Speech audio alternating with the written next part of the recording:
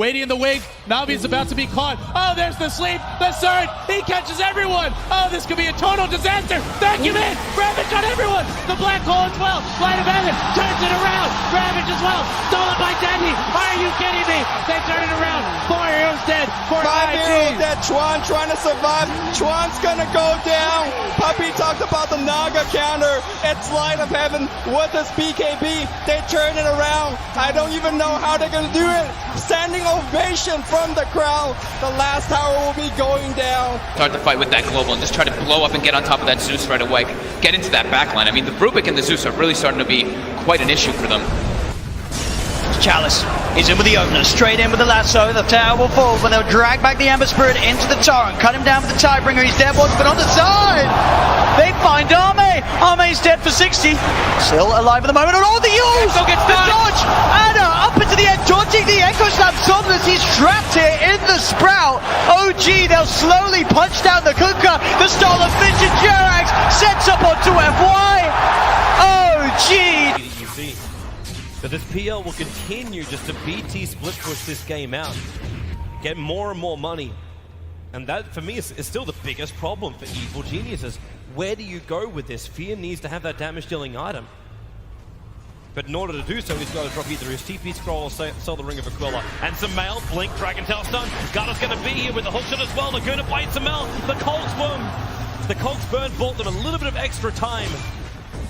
And with Samel down and no buyback, Roshan is a very, very juicy target here for CDEC. Yeah, EG are going to know they're going for it, though. First of all, it would be pretty obvious from the lane situation, but they also have a good ward around the river area to see that CDEC are moving in there now. I don't think EG are interested in contesting this 4-on-5, but maybe they can delay it long enough for it to be a 5-on-5 if they Ice Blast and Fissure properly. There is no hook shot. They're all together. PPD, here comes the Ice Blast, ready for the dog! In from Universe! It's a disaster! CDEC! They're gonna get wiped from the face of the earth, apart from aggressive. He'll jump out, but the Wombo combo perfectly hits from Evil Geniuses, and now they will take Roshan. Samel is back, they'll get the egg into the Immortal. OG right behind Arme, gets the jump, finds the Pugner. Vision will not find a stun. Pugner with no buyback. OG, they were really playing with fire. The Hex down the Terrorblade. Spectral Haunt looking for the frontline attack, but that's why Somnus goes into the backline. The BKB, they're into the backline. Shaker, he's bouncing around. Hawk shot, she stuns on the way through. He has his gone. No buybacks available. Have LGD done it? They're holding Anna. Hold him in place. Chalice will find the damage. F5 will die for it. No, really? Anna is actually running away, but it won't stop Arme from blinking up, looking for the tier 3 tower. 2 players left alive for OG. They're the big ones, however. Thompson and Anna on the defense duty. Fortification is delayed as much as they possibly can. And now the jump out. Hex, the boy in the bubble. Thompson able to be protected once again. Chalice very, very low on mana. They have a lot, but Arme, he'll change the life with Anna. Thompson needs to be pushed away. Able to do so. FY jumps onto the illusion only, so the hookshot won't be able to connect. But Anna, he needs to retreat. There's so much damage. Anna down. Buyback is available. They still have not taken the mid racks. OG are just trying to delay LGD for the moment. 5 heroes around. The bubble is there, protecting the melee racks. Anna, Sunder! Once again, the Sunder switches to life. Arme's back up to full health, but the damage from Thompson, it's good enough to kill off the bait. Buyback is there. Somnus leads forward. They just keep bunching them around, but they're still battling from inside the bubble. Pugner will come to the world living LGD. They're going for the GG push. They're going up to the tier 4 towers. OG, they have to hold the line. They have the numbers. 7 from the side with the Dagon Arme, but no! Sunder is back up. It is there. Chalice will fall. They lose the Enchantress. FY pushing around Anna. He's so low. Can they get the die back on him? You bet your Nelly they can. Arme still very, very low. The blast will kill him off. But buyback. LGD want this now. LGD, or can they? Backing up? No, they're not. Terrorblade. BT's forward. The ball is up. Thompson needs to defend. X-Nova very visible. You've got a very, very low life Marana. But OG, they can't find the target. X-Nova, he's got the grip. He's got the control. He's got the kill. Thompson is down, but ES is up. Where the Echo Slam. Oh, there it is. Forward. There's your slam. There's the dunk. There's the play. Jirax, the savior of OG. 1,500 gold. He actually is going to go straight into the pipe here, opting to tank up even more. Rolling boulder from Another- Seth misses again, but there's the best bomb, and this time Ohio's in trouble. Roar will come out, they have the magnetize, they get off the silence as well, and Ohio will get right click down. The exorcism will go from Mushi, doing a decent amount of damage to that aggressive. The Borslow comes through, he has no infest, he has the armlet toggle, needs to be careful, the spirit type coming out, the glimpse back onto aggressive, gets him back in there. They get the grave off in time though, the open wounds will come through, they have the kinetic shield. There's the black hole, from the low ground, on to 3, Stefan Flores and Amoy are gonna get chewed down, 3 dead, Mushi gets a double kill. DJ, are you kidding me, from the low ground? DJ, God, the crowd here just goes insane as he hits the black hole of his life. And Likely could just give this one up. The vision advantage with the Hawk does help. But nope, they're ready. They've actually got a smoke. They can bypass the Hawk with this, but There's no way they take this in time. Fnatic need to get out. Mushi is going to be stunned by the boulder smash. They're going to come through. Showit looking for Ravage. Can't find it. Mushi pops the BKB early. Aggressive blinks in. Pops the rage as well. Still has his BKB ready to go. They really want to contest this and take it down as quickly as possible. They get the refresher for Ohio. It's coming out. Double Roar is ready. Can they find a kill off of this? Maybe he's walking up with the silver edge. Ohio's going to get caught first. Ravage catches onto 2. Black hole counter initiation. Static Storm on top. Aggressive is low. They get up to Static Storm. Showit pops the refresher. It's not enough. Maybe he's getting chewed through by mid 1. They get up the Roar. They'll lose 2. They'll lose 3. They buy back on the Tide. He's got another Ravage. They have no buyback on Maybe. What an initiation from DJ. Secures another kill, and Tongfu is going to continue to push. They're not done. Mech still hasn't even been used. There's a hook. How? Brought all the way back to the base. Cleaned up by the fountain. And waddles his way back to the front lines. Well, like I said, it does waste time, but they kind of need it. I mean, they need to be able to just eliminate somebody from the fight, very similar to what Mu can do for Tongfu. So if he had been a little bit farther up, he would have been able to throw the hook, but the thing is there was a range creep in the way. There it is, yep. Banana going for a ride on the Dindy Express. Welcome to the well. Aegis goes to Tongfu. And now charging back out. Dindy going to be spotted, and he doomed the Chen. That's a much better choice. Oh, he got him. He got him. Not going to follow it all the way because we got a battle to watch with Puppy. Trying to get away from it, going to be telekinesed back. And they will be able to get him as well. There you so a 1-for-1 trade. And wow, Hal is still alive down there.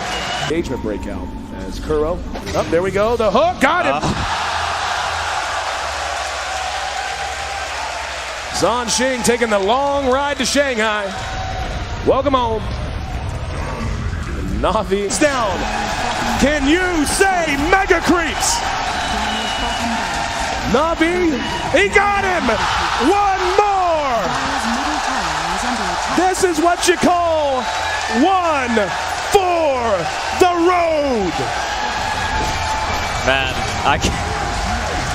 The game for IG. Who leads the way? I believe it should be Zoe. They're gonna cut for the shorter path. They storm up the river. Patience from Zoe. Waiting in the wings. Navi's about to be caught. Oh, there's the sleep. The surge. He catches everyone. Oh, this could be a total disaster. Vacuum in. Ravage on everyone. The black hole as well. Light of heaven turns it around. Ravage as well. Stolen by Denny. Are you kidding me? They turn it around. 4 heroes dead. 5 heroes dead. Chuan trying to survive. Chuan's gonna go down. Puppy talked about the Naga counter. It's light of heaven with this BKB. They turn it around. I don't even know how they're gonna do it. Standing ovation from the crowd. The last tower will be going down. Start the fight with that global and just try to blow up and get on top of that Zeus right away. Get into that backline. I mean, the Rubik and the Zeus are really starting to be quite an issue for them. Chalice is in with the opener, straight in with the lasso. The tower will fall when they'll drag back the Ember Spirit into the torrent. Cut him down with the Tidebringer. He's dead, but on the side. They find Arme. Arme's dead for 60. Still alive at the moment. And all the use! The dodge! Anna up into the end, dodging the Echo Slam. Somnus, he's trapped here in the Sprout. OG, they'll slowly punch down the Kuka. The stall of Vision Jerax sets up onto FY. OG! So this PL will continue just to BT split push this game out, get more and more money. And that, for me, is still the biggest problem for Evil Geniuses. Where do you go with this? Fear needs to have that damage dealing item. But in order to do so, he's got to drop either his TP scroll or sell the Ring of Aquila. And Sumail, blink, Dragon Tail stun. Garda's going to be here with the hook shot as well. They're going to fight Sumail. The Cogs burn bought them a little bit of extra time. And with Sumail down and no buyback, Roshan is a very, very juicy target here for CDEC. Yeah, EG are going to know they're going for it, though. First of all, it would be pretty obvious from the lane situation, but they also have a good ward around the river area to see that CDEC are moving in there now. I don't think EG are interested in contesting this 4-on-5, but maybe they can delay it long enough for it to be a 5-on-5 if they Ice Blast and Fissure properly. There is no hook shot. They're all together. PPD, here comes the Ice Blast, ready for the dodge! In from Universe! It's a disaster! CDEC! They're going to get wiped from the face of the earth, apart from aggressive. He'll jump out, but the wombo combo perfectly hits from Evil Geniuses, and now they will take Roshan. Sumail is back, they'll get the egg into the Immortal. OG right behind Ame, gets the jump, finds the Pugner. Vision will not find a stun. Pugner with no buyback. OG, they were really playing with fire. The Hex down the Terrorblade. Spectral Haunt looking for the front line attack, but that's why Somnus goes into the back line. The BKB, they're into the back line. Shaker, he's bouncing around. Hawk shot, she stuns on the way through. ES is gone, no buyback available. Have LGD done it? They're holding Anna, hold him in place. Chalice will find the damage, F5 will die for it. No, really? Anna is actually running away, but it won't stop Ame from blinking up, looking for the tier 3 tower. 2 players left alive for OG. They're the big ones, however. Thompson and Anna on the defense duty. Fortification. It's delayed as much as they possibly can.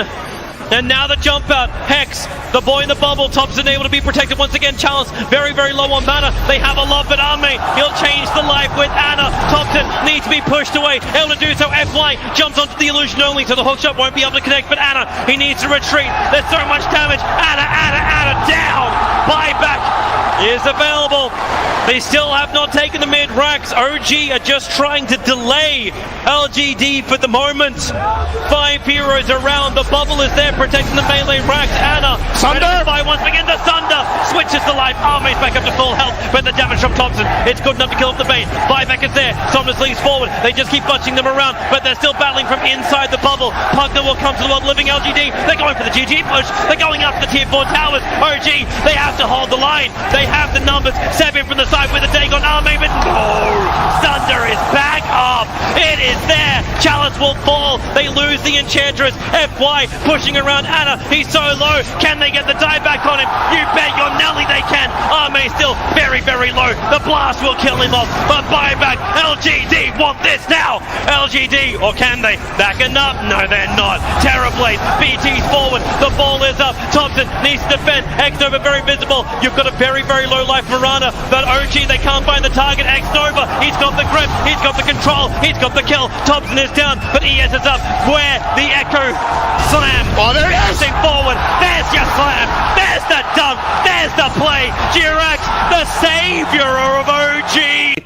1,500 gold. He actually is going to go straight into the pipe here, opting to tank up even more. Rolling boulder from Zep misses again, but there's the Infest Bomb, and this time Ohio's in trouble. Roar will come out, they have the Magnetize, they get off the silence as well, and Ohio will get right-click down. The Exorcism will go from Mushi, doing a decent amount of damage to that aggressive. The Borslow comes through, he has no Infest, he has the Armlet Toggle, needs to be careful, the Spirit Siphon coming out, the Glimpse back onto aggressive, gets him back in there. They get the Grave off in time though, the Open Wounds will come through, they have the Kinetic Shield. There's the Black Hole from the low ground, on to 3! Step as well as MM1 are gonna get chewed down. 3 dead. Mushi gets a double kill. DJ, are you kidding me, from the low ground? DJ, God, the crowd, he just goes insane as he hits the black hole of his life. Likely could just give this one up. The vision advantage with the Hawk does help.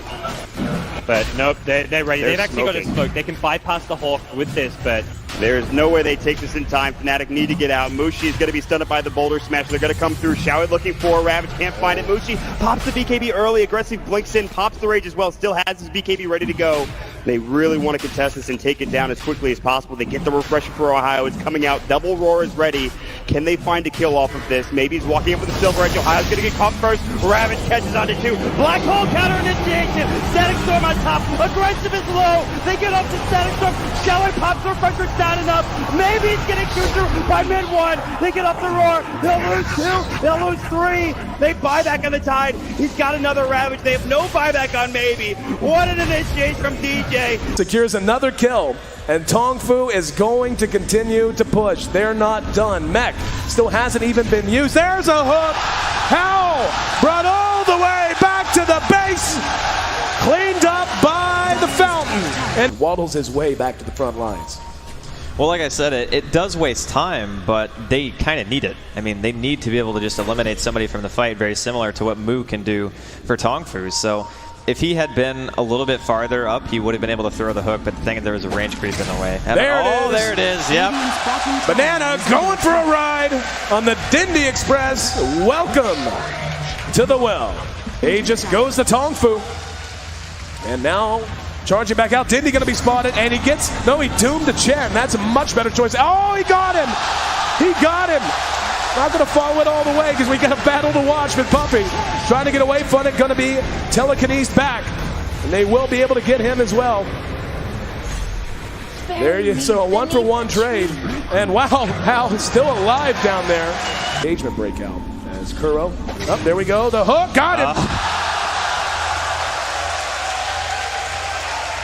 Zhan Xing taking the long ride to Shanghai. Welcome home. Navi's down. Can you say mega creeps? Navi, he got him. One more. This is what you call one for the road. Man, I can't. The game for IG. Who leads the way? I believe it should be Zoe. They're gonna cut for the shorter path. They storm up the river. Patience from Zoe. Waiting in the wings. Navi's about to be caught. Oh, there's the sleep. The surge. He catches everyone. Oh, this could be a total disaster. Vacuum in. Ravage on everyone. The black hole as well. Light of heaven turns it around. Ravage as well. Stolen by Dendy. Are you kidding me? They turn it around. 4 heroes dead. 5 heroes dead. Chuan trying to survive. Chuan's gonna go down. Puppy talked about the Naga counter. It's light of heaven with this BKB. They turn it around. I don't even know how they're gonna do it. Standing ovation from the crowd. The last tower will be going down. Start the fight with that global and just try to blow up and get on top of that Zeus right away. Get into that backline. I mean, the Rubik and the Zeus are really starting to be quite an issue for them. Chalice is in with the opener, straight in with the lasso. The tower will fall when they'll drag back the Ember Spirit into the torrent, cut him down with the Tidebringer. He's dead, but on the side, they find Arme. Arme's dead for 60, still alive at the moment. And all the use, the dodge, Anna up into the end, dodging the Echo Slam. Somnus, he's trapped here in the Sprout. OG, they'll slowly punch down the Kuka. The Stolen Vintage Jerax sets up onto FY. OG. But this PL will continue just to BT split push this game out, get more and more money. And that, for me, is still the biggest problem for Evil Geniuses. Where do you go with this? Fear needs to have that damage-dealing item. But in order to do so, he's got to drop either his TP scroll or sell the Ring of Aquila. And Samel, blink, Dragon Tail stun. Garda's going to be here with the hookshot as well. They're going to fight Samel. The Cogs Burn bought them a little bit of extra time. And with Samel down and no buyback, Roshan is a very, very juicy target here for CDEC. Yeah, EG are going to know they're going for it, though. First of all, it would be pretty obvious from the lane situation, but they also have a good ward around the river area to see. CDEC are moving in there now. I don't think EG are interested in contesting this 4-on-5, but maybe they can delay it long enough for it to be a 5-on-5 if they Ice Blast and Fissure properly. There is no hook shot. They're all together. PPD, here comes the Ice Blast, ready for the dog! In from Universe! It's a disaster! CDEC! They're going to get wiped from the face of the earth, apart from aggressive. He'll jump out, but the wombo combo perfectly hits from Evil Geniuses. And now they will take Roshan. Samel is back, they'll get the Aegis of the Immortal. OG right behind Arme, gets the jump, finds the partner. Vision will not find a stun. Partner with no buyback. OG, they were really playing with fire. They exited out the Terrorblade. Spectral Haunt looking for the frontline attack, but that's why Somnus goes into the back line. The BKB, they're into the back line. Shaker, he's bouncing around. Hawk shot, she stuns on the way through. Is gone. No buybacks available. Have LGD done it? They're holding Anna. Hold him in place. base. Chalice will find the damage. F5 will die for it. No, really? Anna is actually running away, but it won't stop Arme from blinking up, looking for the tier 3 tower. 2 players left alive for OG. They're the big ones, however. Thompson and Anna on the defense duty. Fortification. It's delayed as much as they possibly can.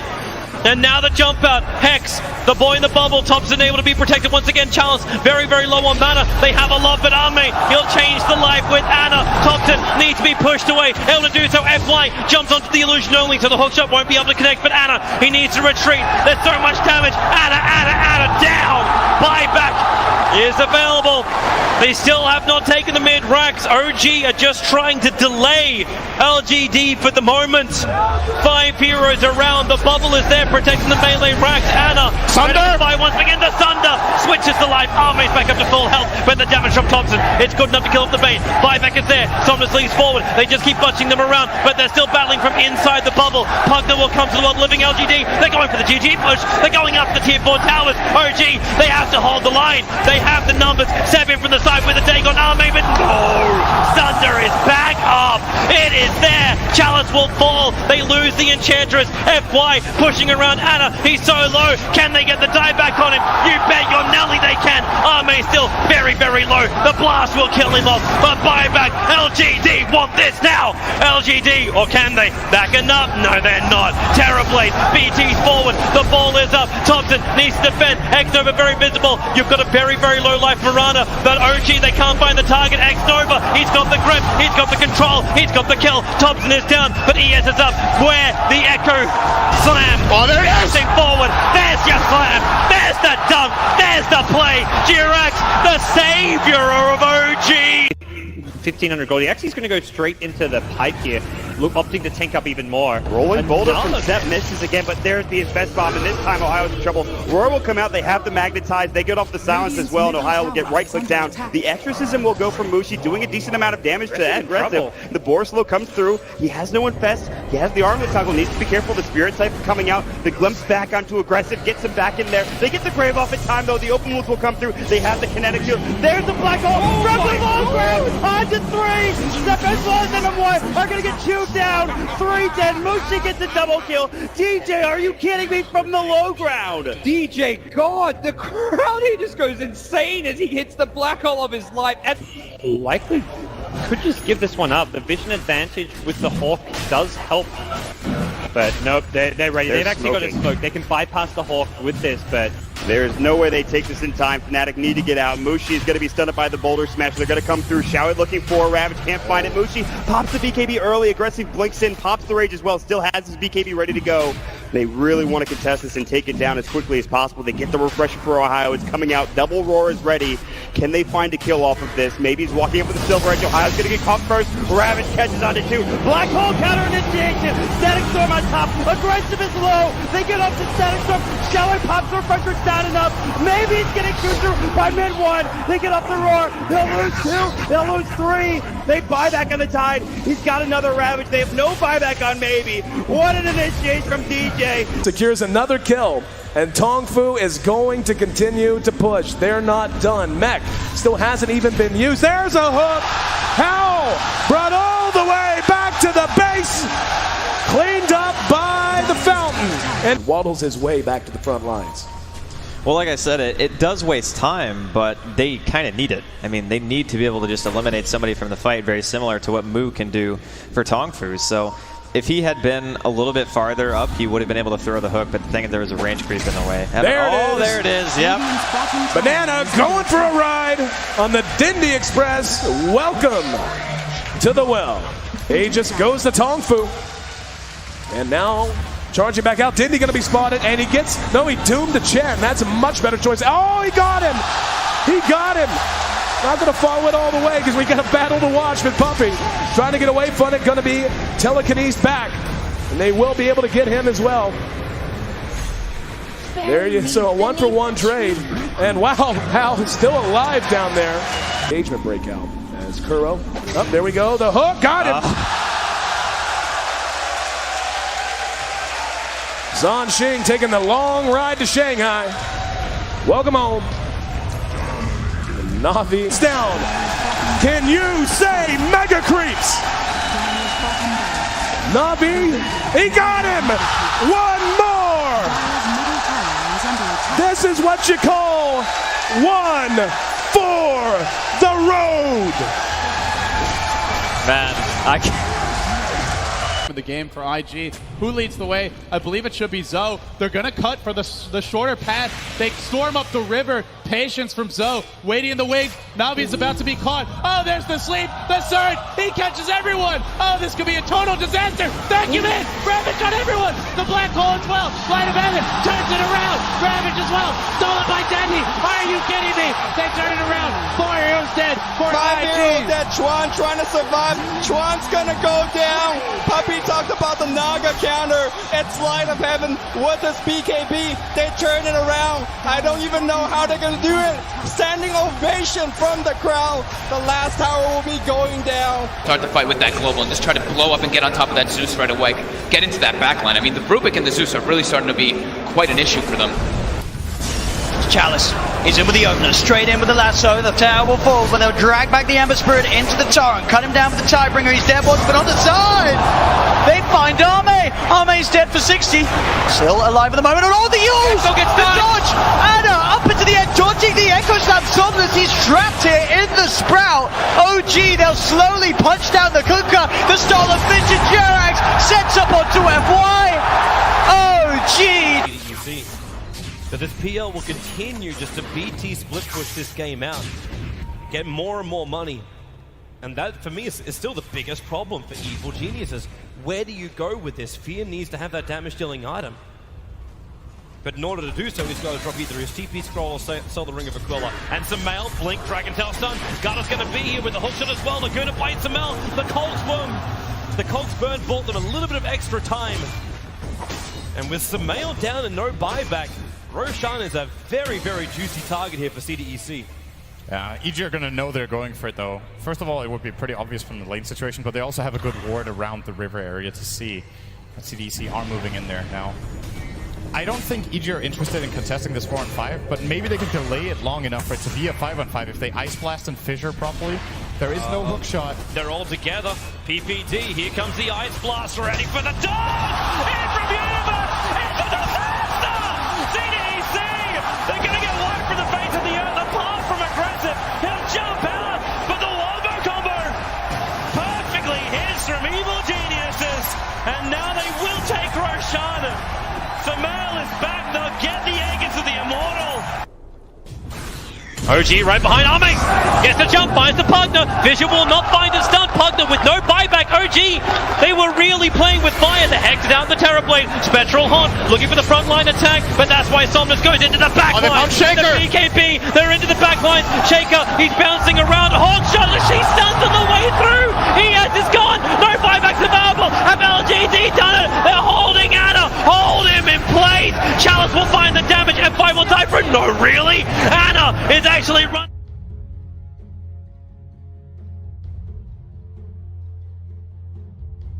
Seconds remain.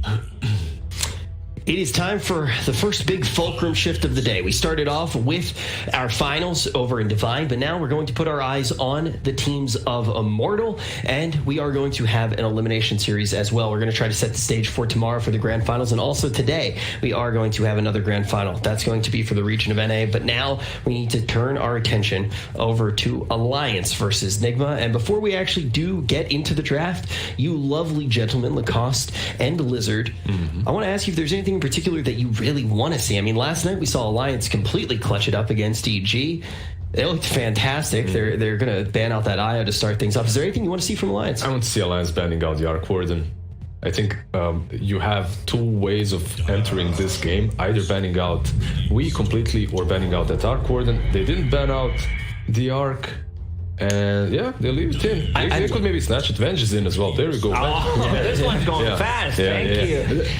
Phoenix picked up, like GA just straight up, plays Phoenix or Rubik. I still don't believe that teams are not banning it against them. So this could possibly be, they open up with Venge on side of Alliance.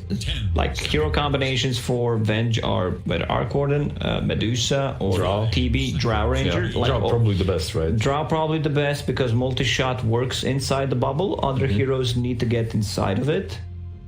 And the problem with that is, though, you're still picking a ranged hero versus Arc Warden. And that magnetic field, you can't multi-shot the towers. You can't buy MKB versus the towers. So it's still going to be very valuable. But if you're looking at Team Nigma, man, it's so easy to predict their first pick. They've literally picked out of the last, let's say, 15 games, 3 heroes, Vengeful, Rubik, and Phoenix. And yesterday they picked Arc Warden, and that's it. So you know what's coming, but you still have to ban out the Wisp and the Tiny because you don't want to play against that. Exactly. And I think one of the things too that's really awesome when we do get into this situation is all of the sudden, as you know, obviously we were just looking at Divine, the second that we get back to Immortal, we get back to the last 4 teams standing, and really the craziest part of the tournament, some of the best Dota that we've seen, the top teams instantly.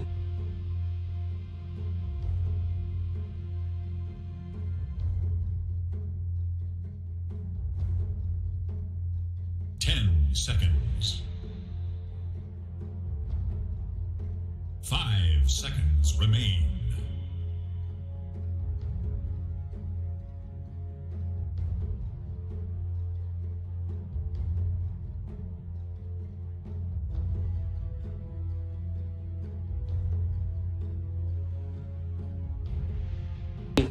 What Storm is the best at the same time, man, you just picked one of the lowest win rate heroes with one of the most played games. He has over 40 games, by the way. That's the thing. And in most of those games, I feel like everybody's saying, yeah, this is a good game for Storm. Yeah. It doesn't matter if you give Storm a good game. He's had plenty of opportunities to shine in this tournament, and we haven't seen it happen at all. Because what do you think the reason for that is? And then after that, I kind of want to know why. I've seen so many Storm Spirit early on doing extremely well in the laning stage, clearing up the stacks, going almost godlike in the first 15 minutes and then just falling off. I think Hero in the mid game doesn't deal that much damage at all. Like, how to play against Storm Spirit, especially if that's first phase Storm Spirit. So there's going to be stuns, there's going to be silences. You're laughing about something, Lizard. Give me a number. 44 games, 27% win rate. Like, that's exactly what it is. He is 6th lowest win rate hero, but next to him are all heroes that have been played like 4 or 5 times. Yeah. This is ridiculously low, and stats, man, sometimes they lie, but not here, not when you have as many games. Yeah, but the way that they're lying this time around, obviously I didn't look at the numbers, I'm just hearing you say the numbers, but hey, I don't tend to look at the numbers. But the thing is when you actually do frame it like that, the way that the numbers are somewhat lying is by making him sound a little better than he actually is, because you don't have a big enough sample size for the other heroes, because they're incredibly niche picks off meta. And we've seen a lot of Storm. We haven't seen a lot of Storm winning. Will this be another Storm thundering on through with an L? Is he going to be able to get his bearings and get his and make that L some lightning? I think if we all can expect what Nigma is going to pick in the first phase, pretty sure Alliance also did the prep, and sure, they did not ban Arc Warden in the last 4 games. They let Arc Warden through. They lost all 4 of those games. Maybe they just want to prove something. It's a first game of best of 3. If they take out Arc Warden in the first game, I think that's a huge confidence boost for Alliance. If you look at the bans from Alliance as well, these are all the heroes that are extremely good with the Arc Warden and also with the Phoenix Egg, the Treant, the Sand King, and these are also the heroes that they have drafted before with the Arc Warden, literally. Queen of Pain is another one. Maybe that's something that Alliance might think about banning, because Alliance have went in a different way, different direction. Viper isn't banned out. Queen of Pain aren't banned out. Batrider isn't banned out as well. These are all heroes that Team Nigma did use to even first phase for we. Yeah, and you keep putting that focus on him as well as one of those players that you really do want to be thinking about in the banning phase. But Alliance, they got to be feeling pretty darn good after last night. And I'm sure that they have had plenty of time to actually prep for what this match is going to look like. The Storm Spirit, definitely something that's going to be interesting. Okay, the draft's just going to be interesting altogether. How do you feel about this, the cost? I love Chen. Someone say Chen. I love Chen. I think we did not see too much out of it. I believe Team Secret ran it. I believe Nigma ran it once, as far as I remember.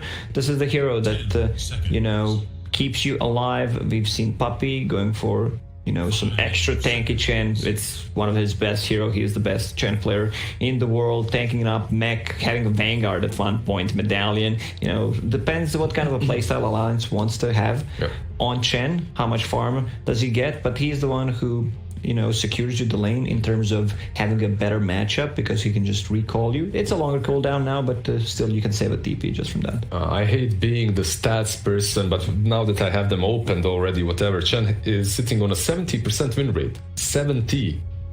That's quite all right. But only out of how many games? 14 games, which, that's not really a big sample size, but still 70% is quite a lot.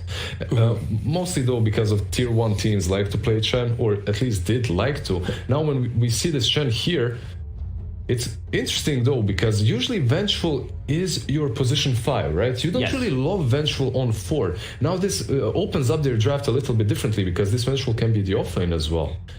Chen can be a 4, but that's not where he really excels at. Like, you really like both of these heroes as your position 5s. When Alliance had 33 on the team, they ran Chen as position 3. Yeah, something that they've been very successful with. I don't think that's a good idea here. I just feel that it could possibly be a core Venge. I don't mind it. I've seen some of the teams play it as an offlane. I've seen mid Venge. I've seen safe lane Venge. Having Storm Spirit in the team kind of locks it down. Maybe they're trying to bait Team Nigma into something with this earlier Storm Spirit pick, so everything's opened up. They're just playing. They're just playing on a Alliance to pressure the map very early on with this high reach potential. You have Storm Spirit zipping in, you have Chen recalling people, you have Nature's Prophet popping in and out of lanes. I like where they're going. This reminds me of all the Alliance quite a lot.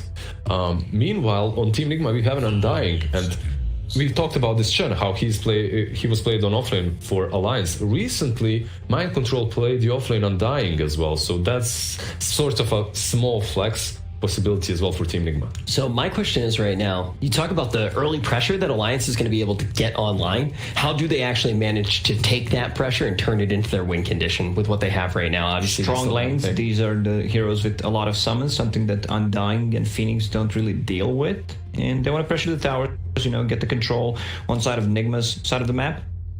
I want to see anything with the silence, anything with a stun coming out from Nigma right now, because they don't have lockdown for Storm Spirit. None of these 3 heroes provide literally anything.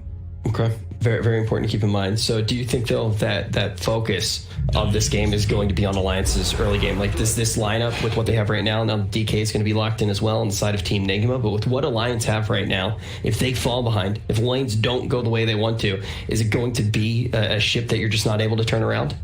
It's usually we do consider that always versus an Arc Warden, right? If you don't manage to close the game out, eventually this hero hits that incredible power spike in which you're unable to defeat him. However, I think you have Nature's Prophet, you have your Storm Spirit.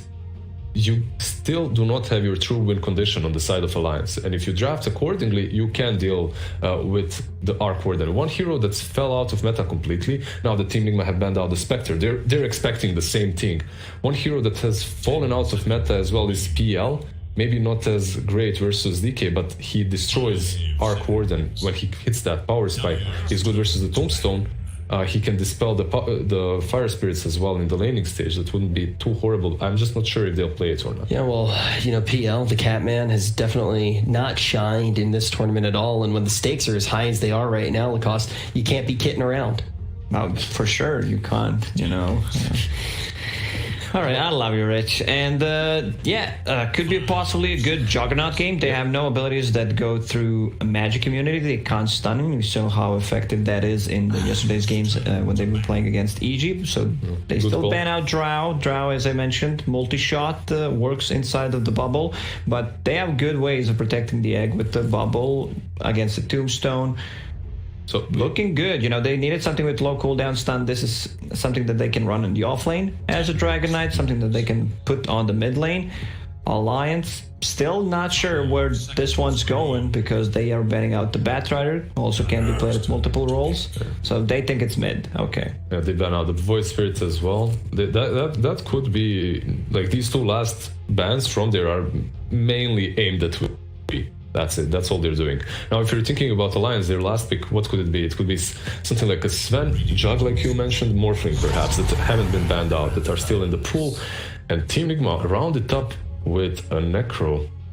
All right, this is looking really, really solid from them. They have this team that's able to fight early on and defend towers for a really long time until Arc Warden comes online. I like the strategy that's behind this. Maybe they don't have a true playmaker, but you can itemize for that on Dragon Knight, get something like a Blink or Shadow Blade. I think it's a Sven game. You need something that Dispel has the as well, spell. right? Yeah, the spell talent on Sven stun, level 15. I don't think they have enough damage to deal with the Necro. Picking Juggernaut into Necro never feels that good. Just by looking at these 4 heroes inside of Alliance, it just tells me this is Alliance's draft. Like, if you remove the names, I would pretty much know who picked. Okay, Morphling is the hero that also deals well with them. He can easily turn into Dragon Knight, turn into Necro. The reason why Morphling is a little bit better here is he deals with all these structures a bit better versus the Undying's Tombstone. I think that's the idea, right? The Tombstone, the Egg. He also has a built-in waveform, right, that you can get on top of Arc Warden, so you do have that reach as well. He does suffer a little bit more versus Necrophos, however, right? Yeah. It's not the greatest matchup. That's something that usually we don't see. We see it the other way around, where Necro is picked against the Morphling. He loves to play on a low HP. There is a save in terms of like swap, mech, Hand of God, just trying to, play with it, not get a kill and put the cooldown on the Reaper's side. But look at the sustain that Team Nigma has. They have Necro heal, naturally tanky hero Dragon Knight, you have Soul Rip, Sunray as well. Yeah, Tempest double, so there's going to be a lot of confusion. What Team Nigma is looking for is these drawn-out team fights where they can reset multiple times. And the odds are going to be in favor of Team Nigma as well, but this isn't necessarily a story of the numbers. It's going to be exactly what the guys have started to illustrate. This is really going to be one about who can set the tempo. Is Team Nigma going to be able to get in these drawn-out situations? Are they going to be able to have the drawn-out team fights? Are we going to see a very aggressive start coming out from Alliance? Are they going to be able to take control of these lanes? Are they going to be able to snowball that into a win before Arc Warden comes online? I would love to talk about it more, but we are about to start one of the most hyped matchups of the day. Let's jump on over to the casters. The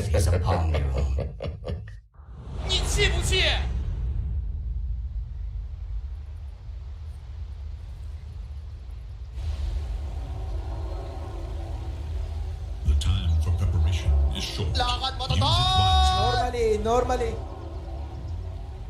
After eliminating evil geniuses, Alliance is now going to desecrate the corpse a little bit by taking the Storm Spirit and seeing if they can win the same number of games that evil geniuses did, which was just one, with a single game, which is now. They haven't played it before, and apparently they thought this was the time. 1-2. Storm Spirit. I can't, Jake. I just can't. Like, what do people keep up? Like, why do people be like, well, this zero's at 20%, 27% win rate. Let me just first. Let's relax. Let's chill. Okay.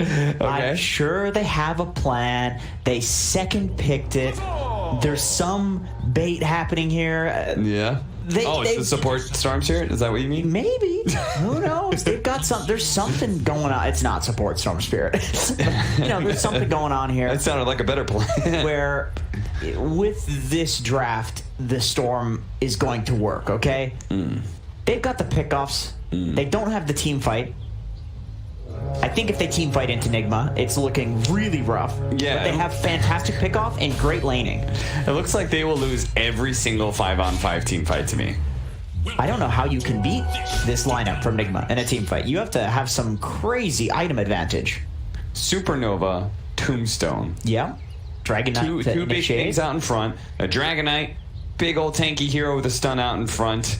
Necrophos is around. He's in the area. And all the way in the back, there's an Arc Warden slamming into you. So that is something that well, we need the Storm Spirit to have a good game because he is going to be the one trying to deal with that Arc Warden. And it all starts off in the laning phase, I suppose. Great death ball. If they do want to have that Arc Warden just farming up. Solo Morphling. He's got a Chen, but Chen is indeed blocking the camp. Yeah, I was a bit curious. Alliance, it looked like they really wanted to get the lane matchup that I'm not sure what lane matchup they wanted here, but they do have Chen and Nature's Prophet, so they should be able to freely get whatever lane matchup they want at the end of the day, right? Chen and Nature's Prophet, yeah, I think. I mean, you just teleport to the side lane, they follow you, yeah, you pretty TP back. Pretty easy. I think both heroes will do fine too against either side lane, just slightly better, slightly favoring to have the Morphling versus the DK. It's just a free farm lane, guaranteed. You don't risk having that Necro +1, maybe do well in the lane. But I think the Morphling was a really good pick here. Why is that?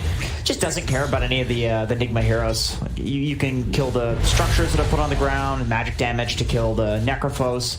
You can jump the Arc Warden, magic damage to kill the DK, who has such high armor. It's going to care a little bit about the Necrophos, right? It's an interesting matchup because you hear Necro players say that this is like a Necro favored matchup because you have the Reaper Scythe. Sure. Obviously to deal with the fact that Morphling's always sitting at low HP with that Strength Morph, but then on the other side of things you have this Necro who will be amplifying magic damage against himself, and you can just burst him down with that Morphling. You can also just steal Necro and get the same effect on him with the Heartstopper aura. Quite a nice hero to steal. So in which case we're likely going to be seeing this Necrophos at least build into a hood. Let's say bare minimum. Certainly, yeah, 100%. Just in case the Morphling does go for that kind of shotgun build. Do you think he is going to go with shotgun builds or more of a right-click sort of Scotty build, or what do you think? I think we'll probably see him go shotgun. I just feel like the magic damage is great in this game, and they have a Nature's Prophet to go some sort of pseudo right-click build. Storm will probably go for some extra magic damage, but I think that's what they need on Alliance. Like, I think they need this magic damage between these two heroes. There's just a lot of physical resistance on Nigma. Trying to interrupt the pull as much as possible. Looks like the Dragon Knight's doing really, really, really well. Yeah? They did not want the Morphling into the Necrophos, I presume. I think that's the bad matchup, right? So this is the matchup they're supposed to want. And it looks pretty bope. Yeah, it's an interesting one. I mean, what surprises me more is like how few last hits Morphling has. I mean, I should say. Maybe there's been some pulling that's going on that's bringing his last hits down. I doubt that we're seeing like Dragon Knight out-trade the Morphling or anything like that. Morph could never die here. I would imagine this is just not being able to deal with that easy camp pull. This is the problem with doing an aggro lane with a carry. It's like a carry usually has that easy camp to work with and a supporter's pulling it, but in the off lane... Oh, nice opportunity here from Limp. Pulls him back in, gets a decent amount of damage to Miracle, showing that he's got a little offense in his mostly defensive lane, where Storm Spirit's just trying to live and hit creeps and get to level 6. It's true. The one nice thing about Storm, though, is that you do stand on the creeps a lot because you want to put your remnants down. Like, you're totally cool just standing on the creep wave, and so Arc Warden can't really use his Q that effectively on you. He finally shows up, blocks him in with the Sprouts here. Armin's going to have to go straight up. Weehaw is down to fight this a little bit, but he's taking a lot of damage. The Soul Rip will heal him back up here, but being blocked so well by the tree. It's really well done by S4 right now, and Weehaw should be dying here. As they're going to say, one step ahead, no way. They barely missed out on the first blood here. And it looks like they may actually get second blood. Those treant blocks. He is so good. S4. He used the same treants to block the next guy. Yeah, that is nuts. Sometimes you play this hero and it feels like he's got a stun between the Sprout and the treant blocks. And there was no W ability on the Necro. He has no way to prevent that physical damage currently because he's only level 3. Yeah. Great timing. They're gonna come in.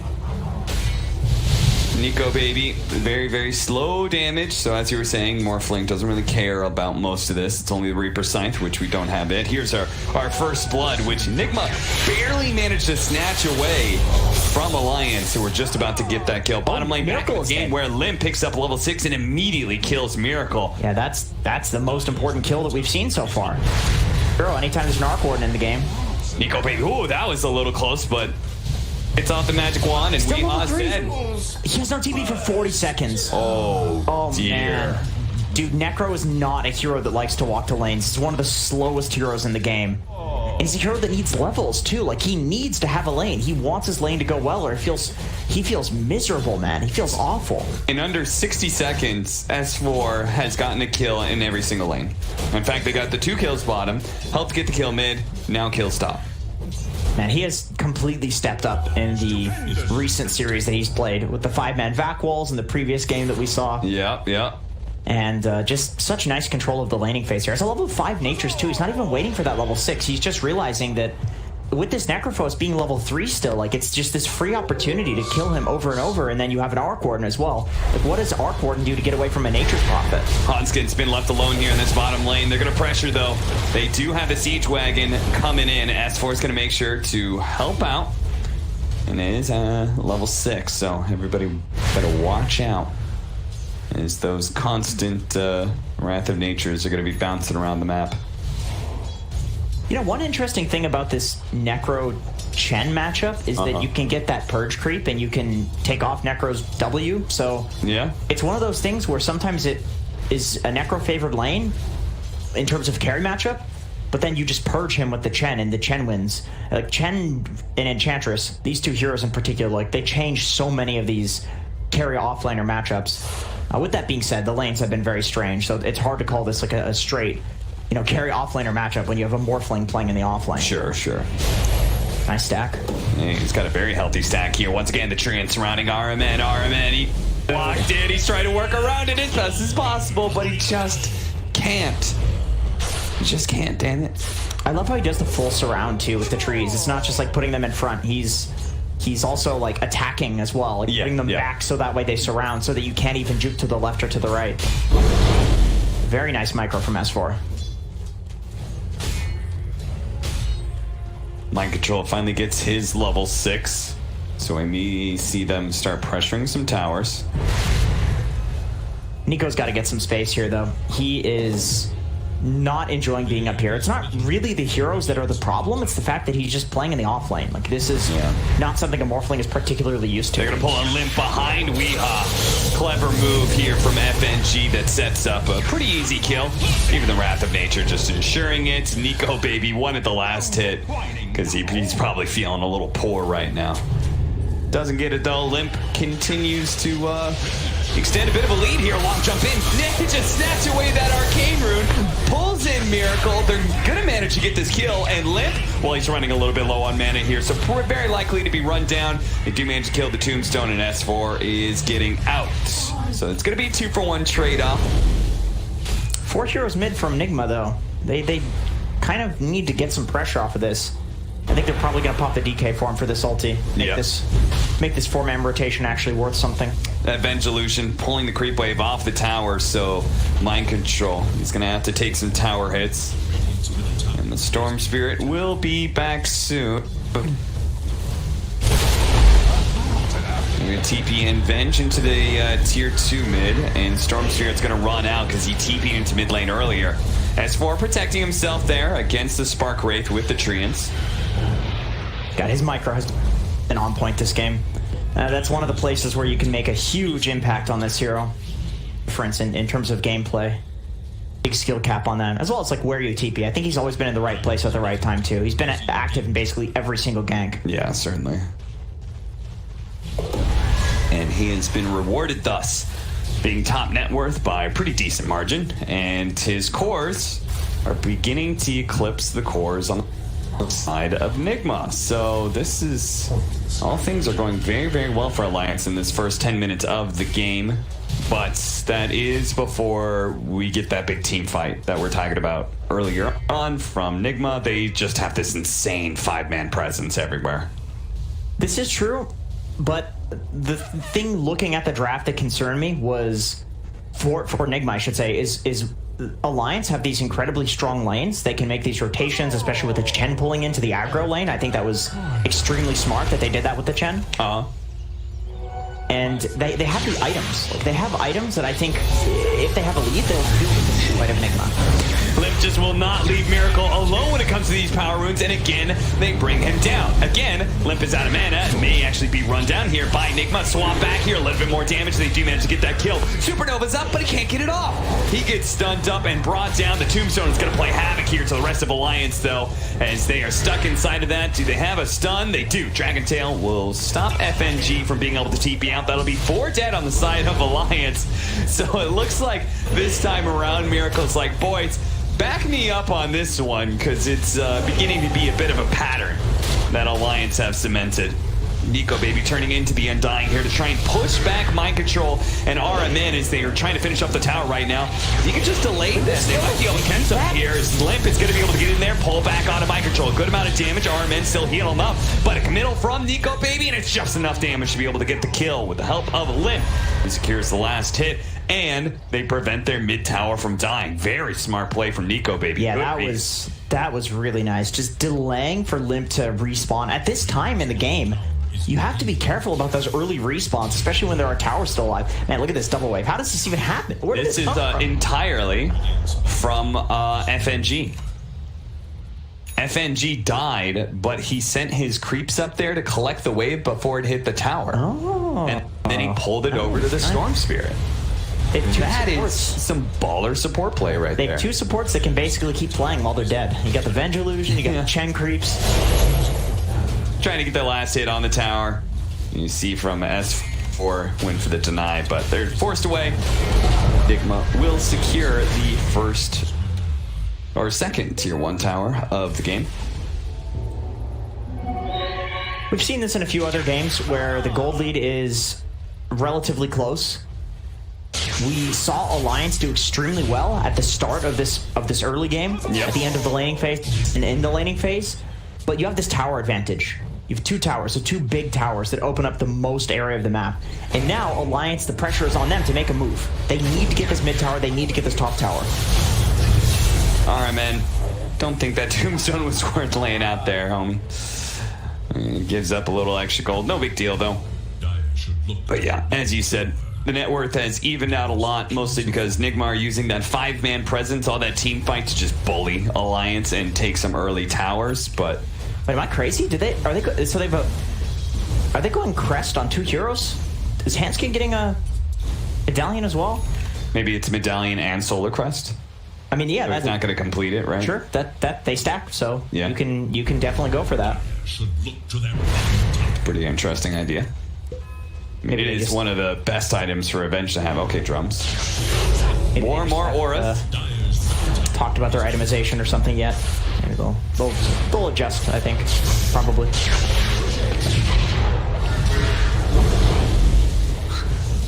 Not trying to catch FNG, instead catching the neutral creeps. Nigma's doing a great job defending this mid tower. This is something they do a lot. Like they do not let this tower go down, especially if they have something like an Arc Warden, where you actually have this reason to delay the game for as long as humanly possible. Basically, if you go to the late game, Arc Warden will win, unless he gets caught out just like this. Yep, so you get Miracle. He was having a good time. He was against Hand of Midas. He was getting way ahead of everybody, and then all of a sudden, the smoke gank strikes. It brings him down, and he is going to fall behind all of the cores of Alliance now. Jump forward, Limp. Dude, how does he keep doing this? Every single room, he just snipes it. He rolls in and snatches away the power rune for everybody. They do have a jump forward. You see that Hanskin use the swap in. They do have the Reaper Scythe on the Limp. It does a decent amount of damage, but clever move from Hanskin, swapped on the Storm Spirit Illusion in order to get close enough to hit that magic missile. Sadly, it didn't result in a kill, but it was a cool play. And the Chen heal, man, just totally buzz-killing that Necro ult. I think if that Scythe comes out, the game looks a little bleak for Alliance. Like, you do not want to lose kills at this point when the pressure is on you to take this slight net worth lead that you have, take this relatively even game, and actually get a tower with it. You don't want to just get Scythed on your Storm like that. That certainly. That just delays too much. 3 Arc Wardens battling right now. Uh-oh. And a Courier as well, apparently. Easy money. That's a free bounty. 70 gold each. Look at that. They had the Dragonite coming over, but Alliance also has a wrap behind Miracle here. Limp makes his jump on in. They're going to try and finish him off with a magic missile. Miracle trying to protect himself underneath that magnetic field. Meanwhile, Nico Baby's able to easily get away from mind control and RMN. This is the difference. The Morphling is not scared of the heroes that rotate in. They don't have to threaten him. Meanwhile, the Dark Warden gets run over anytime Limp's around. I gotta say, Alliance, we heard Hanskin kind of joking about banning the Arc Warden in the interview last night. It just kind of makes me think that they've prepared for this a lot, and they were debating it. Like, they wanted Nigma to pick this because they feel like they know how he plays.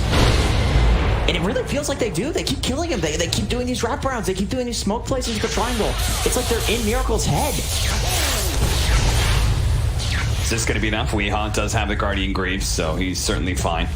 The quadruple range creeps from FNG, so he's really trying to bring down that tower.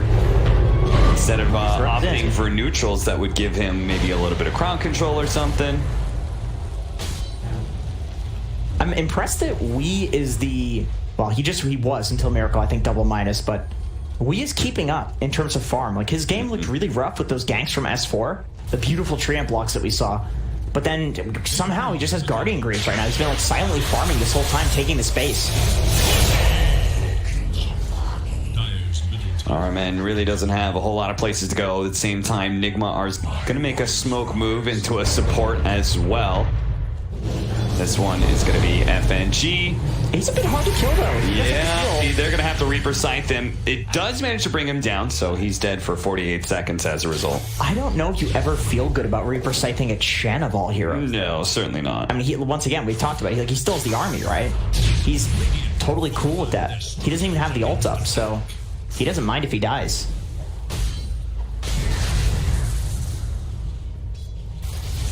So you think this is where the Storm Spirit confidence came from Alliance? They said, okay, we know what Nigma's going to be doing. The best hero to play against, this style is just going to be the Storm Spirit. Allow Nim to be able to have that mobility, get on top of Miracle every single time. Maybe Storm has some mana issues. Maybe Storm doesn't do the best damage that we've seen from all of the spirits, but he is certainly the best backline jumping spirit that there is.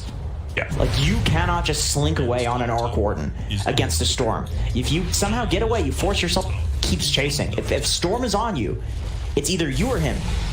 Mortal Kombat. And that's exactly what you want against an Arc Warden. That's exactly what you want from Limp. Because he's such a proficient, he's a really good laner, and he's one of those guys who's just a hero hunter, Yep. He's so good at being able to just run around and kill people. I think he's a guy that's really great mechanically too. So you give him a hero like Storm Spirit where you have to instinctively know how much mana you have left and where you can zip with it.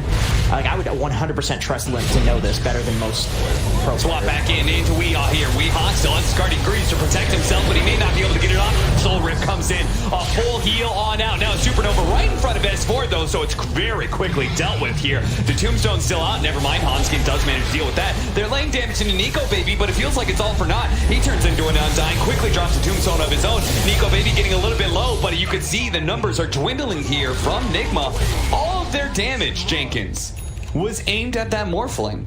And it wasn't even that close. Yeah, and then he steals the Tombstone as well and just becomes a better Undying. I totally forgot about that counter, man. That's such a strong counter pick to this hero. Weehaw bump back a little bit, still has the Reaper Sight to work with, but Nico Baby healed himself up to half health. Miracle, he's going to be pulled back into his doom here as the Alliance ball continues to roll over Nigma here. All that team fight, man, and it did not pay out at all. They popped the Supernova, they popped the Tombstone, they were fighting with Dragon Knight's ultimate. The only thing they were missing was, where was that Reaper Sight? The problem is the Chen. The Chen is keeping everybody so high HP that the Reaper Scythe is not enough to burst. Yeah. And if you can't burst a Storm, if you can't burst a Morphling, even a Nature's Prophet, if you can't burst these heroes, they just get out. They're fine. They have to die from the actual Reaper Scythe. But the Chen is keeping them all alive. So the question is, do you focus the Chen? Is it a good is that a good teamfight tactic in general to blow up a Chen first? I mean, I suppose when he has all the heals, it's just a hard decision to make. Orchid with the extra damage there. GH will die, and Limp, We've still got some mana to work with. Yeah, he's calling for teleportation. It's going to be Mind Control TPing in. He heals himself up as much as possible. Mind Control's now here with the stun, but Nico Baby, he's going to join him. Turns into a Dragon Knight. Immediately Dragon Tails up the Dragon Knight himself and takes him down. Now they can keep hunting underneath the tower. RMN and Weehaw, they're just going to be hiding here. They spot him with a Sprout, but they don't get the swap off in time. They will take this tower, and S4, he's not going to let RMN get away. That Solar Crest allowing him to do so much damage. And there it is, Nico Baby. Waveforms on in, finishes off the kill. They get the Tombstone Gold as well as the tower bounty. Man, look at those odds. That's just for map 1, too. Looks like somebody's probably making a hefty dollar off of this one. Yeah. This is... I would disagree with those odds slightly, but I would say Nigma was favored in this series going into it. Yeah, 100%. I mean, they just slaughtered EG, right? It was EG, right? Who did they just play? They played Liquid, right? It was so late. I was 21-9, 5,000 net worth lead. We're gonna just go over that real quickly. I think it was Liquid. Yeah. Because Alliance beat right last time. Alliance beat that. Right. Yeah. I'd be doubting myself. My whole intro was about that. It was a long day yesterday, man. Let me tell you. A 5-man smoke up. Here we go. They're going to lead off. Oh, he's already morphed into Strength. That's not good. If they can get off the Reaper's Sight to be okay, but he's been orking it up. The Necrophos doesn't manage to get anything off. There's the Reaper's Sight, but they need to be able to slow down these heroes. Alliance just on the run. The Reaper's Sight finally does catch. It gains hold and grabs S4 and brings him down to the grave. 70 seconds for him. All of that, though, for a single kill. Well, I mean, at least it was a victory. Last time that same fight went very poorly for Nigma. I would love to see how much the Undying amplification helped the Scythe there. I would imagine it helped quite a bit. Like, it looked like S4 wasn't within Scythe range for a level 2 Scythe, but because of the Undying amplifying that by, like, what, 30% at this point? I mean, that's enough to... Maybe he could have actually scythed people in these previous fights with the Undying amplification helping out and actually killing people from like above 60%. Sure. It seemed like a lot of damage that he just took there.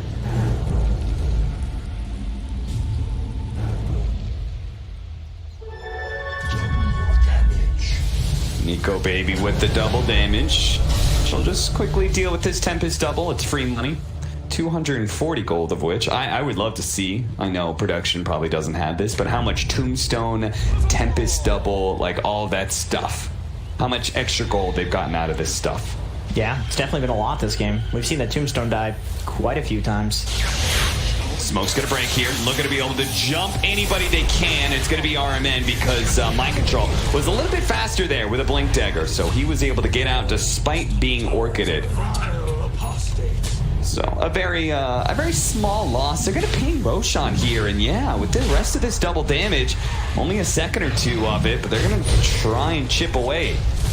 And they don't have a ton of minus armor. I mean, yeah, really quickly. You have to react fast if you're Nigma.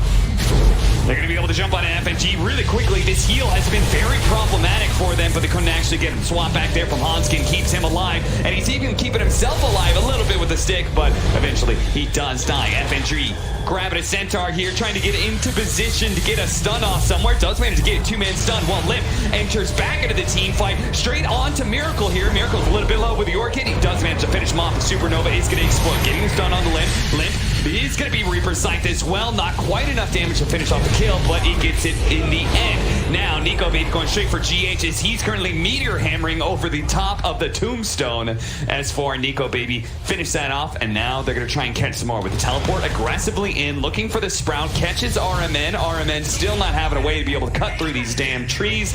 Is caught time and time again. You still have your Nature's alive too with the Solar Crest. You've got your Venge respawning.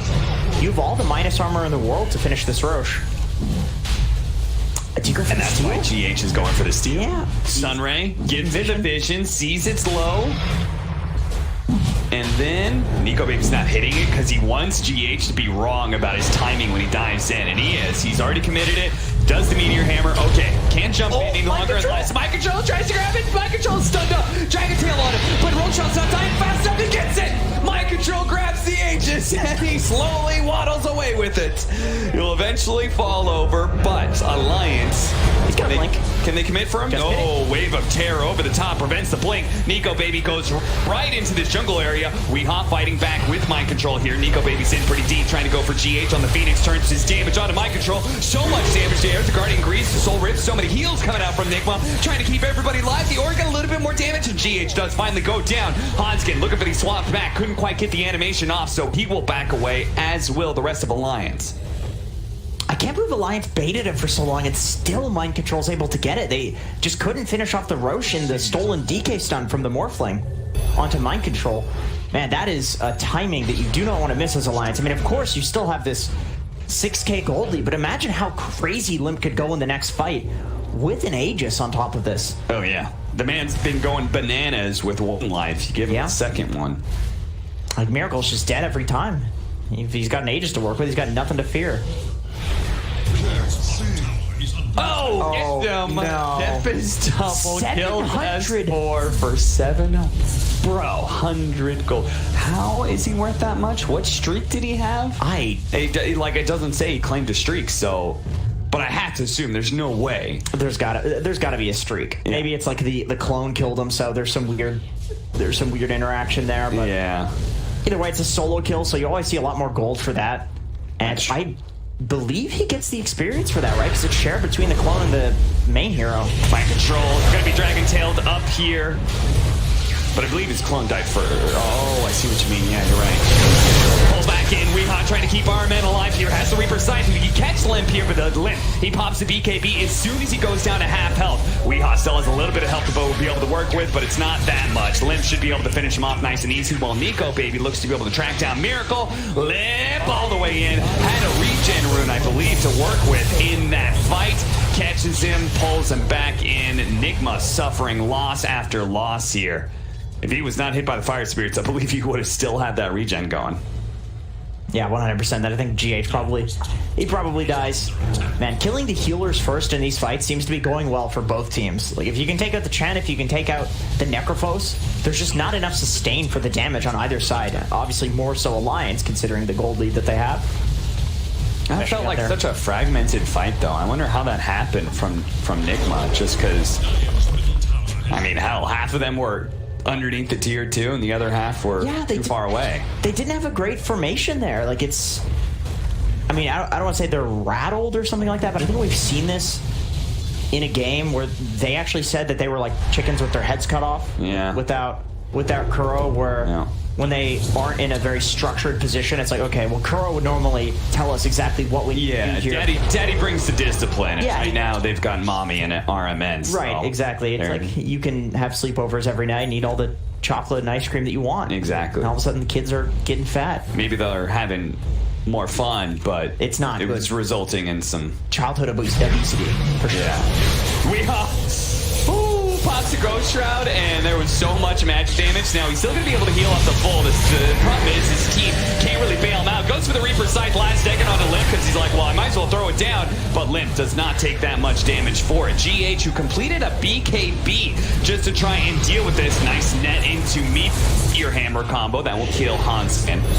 Can they actually going to go back in here? They're going to go on to S4. Supernova finally going down. I mean, tries to deal with the 8. They have 8 protection for it whatsoever. Again and again and again, they just cannot seem to protect GH and his Supernova. Yeah, usually you have some sort of like Tiny or Axe or whoever. Where's the Venn diagram of the bubble? Dragon Tail in on its Storm Spirit as he jumps in. Now he'll get some kills for it. RMN actually barely surviving there, but nice reaction there from Mind Control, getting the instant stun onto Limp. Still, though, they have broken Nigma a bit, and they're going to be able to get some decent damage onto the tier 3. FNG is probably going to be left behind, though. I mean, you technically maybe could TP here. Okay, or you could just die on RMN. Yeah. That worked too. Dude, Nico Baby. Is Nico Baby really just too strong to contend with? This Scotty. I mean, it plays havoc with all of their heroes. They have so much heal going around, and you have a Dragon Knight. Yeah, I mean, he's just looking like a god in this game, like play-wise too. I almost feel like he could be on any hero and he would look like this. I suppose the early game was set up really nicely for him based on his hero, but I feel like he's just feeling himself right now. Like he just feels really good. Like this guy's instincts are killer right now. I've almost done for FNG. That'll be a significant reduction in damage from Nigma, where they're already suffering, doing enough damage to get somebody Reaper Scythed. Glimmer Pipe, man. Like, that is so much magic resistance on whoever he puts those on. Yeah, that is really rough for the Egg and all of the magic damage that Nigma have. It's basically all magic damage right now. Seriously though, like, isn't the whole play here just like Venn diagram up the Egg and The problem though is like Alliance is doing such a good job at pressuring Miracle in every fight that he has to Venn diagram himself just to survive. Like he's Venn diagramming himself in the backline, and then the Egg comes in and it's like, hello? Yeah. Am I alone here? Like GH, we see him do this sort of play all the time, and it usually works. His Phoenix looks fantastic all the time, but this is looking like some feeding. Ednix, if you will. Clever. Yeah, I appreciate that. That's all I'll give you. Yeah. Paladin Sword picked up for the Necrophos. That's a significant upgrade, no doubt, but he's in an upgrade that will save anybody here at BKB. Immediately goes off from GH. He's a BKB. Yeah. I like that. He's a golden fiery bird. They're going to try and play around this ward they have on the high ground here. Sunray going out. Trying to burn out some heroes with a tombstone on the high ground. I think Alliance are realizing this fight's going to be a little bit tough. Especially with DA on the high ground. Underneath the magnetic field. Nico Baby still going for it. He does manage to take it down. Him and Limp combine forces to be able to take down both the supports nice and quick. Hanskin does die in the meantime, but Limp is bouncing back in. Going for the Dragon Knight right now. The counter tombstone is doing so much work on the low ground. Mike Phil's trying to deal with it. He finally does manage to get it, but still, it is doing too much work. Now Limp and Nico Baby inside of the field going for Miracle. Knocks him up to the high ground. The high ground misses. Will not. Okay, never mind. No, they got him. They got him, and they'll stop Weehaw from being able to TP out too. Man, if that team fight doesn't go well for you, Nigma, I don't know what will. Yeah. That Egg on the high ground with the Arc Warden bubble 2 on the cliff. The ward, actually they had 2 wards, actually 3 wards if you count the other team's wards. I think the bubble barely missed him. You think so? Yeah, because I was watching Nico Baby from the low ground. So he definitely made the bubble. Yeah, it was working. So they must have barely missed it. Does Nico Baby have MKB? No, he doesn't. Okay. Yeah. I think S4 does have an MKB though. And he was slamming some things up the high ground too. I mean, this is just rough. I don't think they can use Reaper Scythe on anybody else but Nico Baby, because it's very clear that he has free reign of these team fights, which means he will just eventually win them. Unless they have that counter. I think you're right. We've seen it about 6 times in a row now. It's Nico versus the world at the end, and then Nico wins. No, you're 100% right. I think that is exactly what you need to figure out in this game as a Necro player is sometimes you're just scything. Sometimes you can just scythe a random guy in a fight and you're going to win, or maybe a support. Sometimes the way that you play the fight changes during the game, and I think... Like the mid-engagement, where he gets gone on, totally understand. Throw the Reaper Scythe because you're going to die, but he was the last one alive in that fight. And you could see, because Reaper Scythe was used on S4, I'm guessing, that it was just like, Nico was like, oh, okay, I'm going to stand here and I'm going to hit you. Especially because S4, like, technically, he could just buy back and then TP in, right? And that's sure. No skin off of S4's back. He's cool with that. So I think you're right. It's becoming more and more clear as this game progresses what the team fight priority needs to be for Wii. And it's more important for him to do that because Nico is so huge and they're having such issues with him. Maybe if this game is, 5k Goldie for Alliance only, it's different. Maybe they have some silence on Miracle, maybe they have a sheep, maybe just the stun on DK is enough, but like in this particular situation, you 100% have to scythe Nico, and then once he has an Aegis, once he has like a Lincoln Sphere, maybe there just isn't a way. Maybe you need to do some crazy backline jumping, impossible team fight to win. They must have seen this with how they're playing. Yeah. They have no words. They just... I mean, they've got treants all over the place, and they had that treant that was in the ancient camp. Maybe it caught like the animation. Sometimes you can see the animation. Yeah. Either way, there's just like no heroes showing anywhere from all those treants, so... Yeah, you get a gut feeling. It's like, what if they're not in their triangle in a 12k gold deficit, like where the hell are they? I think they've got BKB on Mind Control and Scotty on Miracle, so those are really big upgrades. Oh, the word on the high ground, swap back, and down in the low ground, Miracle's in big time trouble now. Tries to put himself up against the cliff with the bubble hanging out. It's actually pretty decent until Nico Baby jumps inside of the bubble to be able to finish off Miracle. He's now dead. His Tempest double is still up and putting out some damage with a swap back in over to the high ground to get those Morphling out of the area. Make sure he's not going to get Reaper Sight just yet. Nico Baby going back in, still has his, no, he actually uses BKB. Limp actually getting stunned up. That's an unfortunate situation. They're going to use the Reaper Scythe on him. All that magic resistance prevent the extra death timer, but Limp still dies. He's immediately going to buy back. He sees this as an opportunity to be able to wipe out Nigma. See if they can actually just finish him off right here and take this game 1. They're going to bring down Mind Control. Weeha's not going to be able to TP out. Those 2 heroes with no buyback RMN also going to be caught as he tried to TP away. And there you have it. That's a free Roshan. That's a free high ground push. That is a lot of things for Alliance. Yeah, no egg. He buys back, but he's no tombstone, right? Like, he used it in that fight.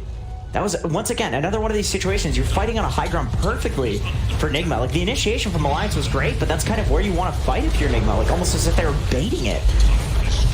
And it still doesn't go well, so what do? Oh, they're going to go straight to force everything out of them. Again, Nico Baby with those killer instincts that doesn't apply just to heroes, that applies to closing out the game as well. Goes to the back line, hits GH with the stun, turns into an Undying real quickly, DKs them up before he gets the kill onto the Phoenix. Meanwhile, Weehan's just being kited around while the rest of the team focuses on the tier 4s.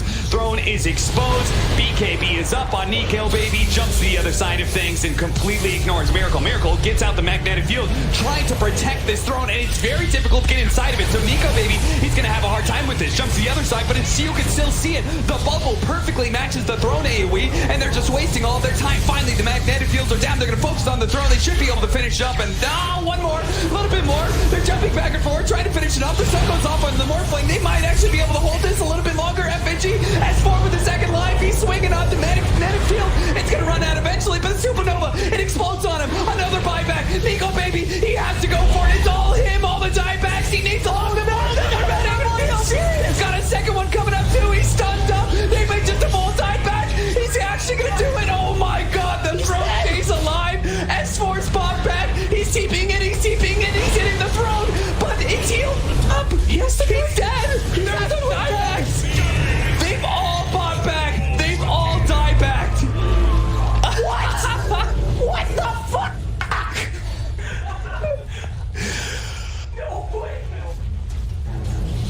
What happened? Alliance! Look at my control. Oh, got him. Oh no. They should.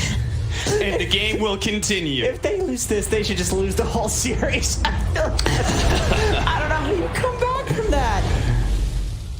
Great job by Miracle. Keeping up those bubbles. Okay, you've got 70 seconds. Nigma cannot end the game. I don't think they can end the game. Or they're gonna end up in some really weird trying to hit the Ancient while also getting attacked by a bunch of supports. I mean, maybe they're gonna go for it. They're making this rapid move from tier 2. Let's see if they hit the tier 3 and immediately go for tier 4s. They are. Okay. Yeah, the glyph goes down before they even hit tier 4 categories, so this is not bad, but still 15 seconds for the Storm Spear. This is going to be a close call. Everyone inside the bubble to increase that attack speed. Lay out the Tombstone nice and early. They're going to turn around and see if they can deal with FNG, who's trying to cut the wave right now. The range creep, he's actually trying to grab the rest of the creeps and take them out, but his tier 4 is already down, going for the throne. They do have the Meteor Hand with a little extra damage. Storm Spear's coming back up, but they don't have a way to protect the Ancient. They don't have that same kind of bubble. This is going to be Miracle. The more taking it for Nigma. Oh my god. Oh, never say die, Jenkins. God damn.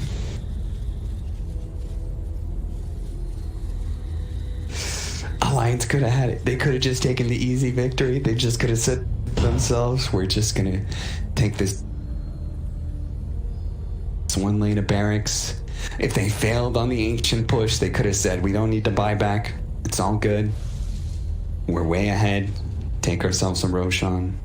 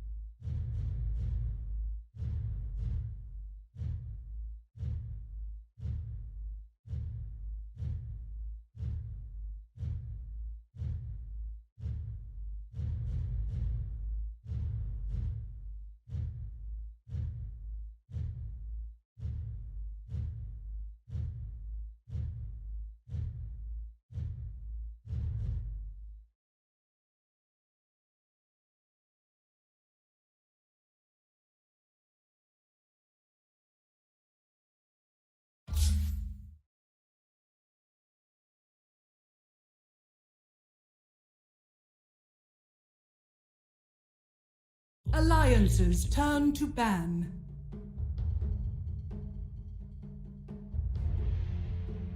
Things around and do what I mentioned, or if they have also Puck. I think Puck against the Wind Ranger, against AM, just to hold them in place. Right now they don't have any spells at all, so he can, you know, just use a Puck coil and Medusa deals with the rest. Yeah, if you do pick Puck, it's a little bit more difficult, I think, to set up your lanes, right? You couldn't put him on the offlane with any of these heroes. It would have to be mid or safe lane. I think so, at least. 5 seconds. Yeah, let's see what Nigma bans out the last. The problem is Doom is played quite a lot on mid as well. Wind Ranger, maybe not Alliance's hero to play mid. I would suppose this is a position 4. But we have seen it yesterday, even shifted in position 3 a couple of times, so... All right, we're going to see now what Alliance's last pick is going to be. It kind of feels like in this draft Lacoste that they got to solve a lot of problems with this right here. The thing about this matchup, Alliance has Doom, which can be run at mid, and then you just pick Slardar and put him mid, and Slardar dumpsters Doom on the mid lane. Yeah. Like Slardar looks like such a good pick for Nigma right now. It would fit everything that they need. Yeah, I mean, it's like one of those things, too, where you only got one pick left, too. If you're Alliance, there's really not much that you can do here. I mean, can they, in any realm of reality? There we go. Pugna. There we go for the Pugna. Okay, I love the approach. Getting Pugna against Medusa. You know, some of the mana's gonna be gone from that ward. Great synergy with the AM mana void. And... just the Decrepify on Medusa is going to be insanely good. So you have one hyper carry in terms of AM, you have Warlock paired up with him, so he should have a good laning stage unless they go something like a Slardar, they already said a couple of times. There are some problems as well for the hero. It opens up definitely objective taking. The problems are swap is pretty good versus it. Also, you have Bloodseeker who's zooming in and out of fights, and Phoenix dishes out so much damage against you that Decrepify will never save you. And the Beastmaster, they go for a similar style of a hero. It will give you... the difference between this and Slardar is now you have actual objective taking capability, so you can pressure the map and you won't be split pushed to death by anti-mage. All right, well, on EGB.com, the odds are going to be in favor of Nigma, especially after that crazy victory that they managed to pull off in the first game where they were behind.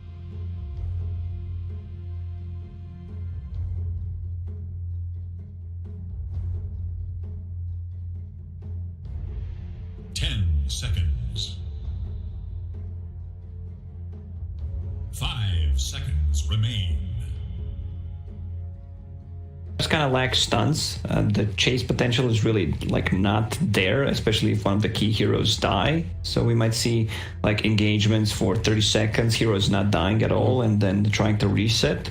But I'd still favor Nigma's lineup. I love Medusa as a hero right now, where she pops off. She also, if she's having a much better time than AM, like she comes online faster and messes up with AM's timing. Like she's gonna be maybe knocking on your tier 3 towers 20 to 25 minutes in if the game's going well. And the Vengeful Spirit, I love the hero pairing. I think this is one of the strongest ones right now, where Venge is one of the best heroes to stack the camps, especially if you have Medusa.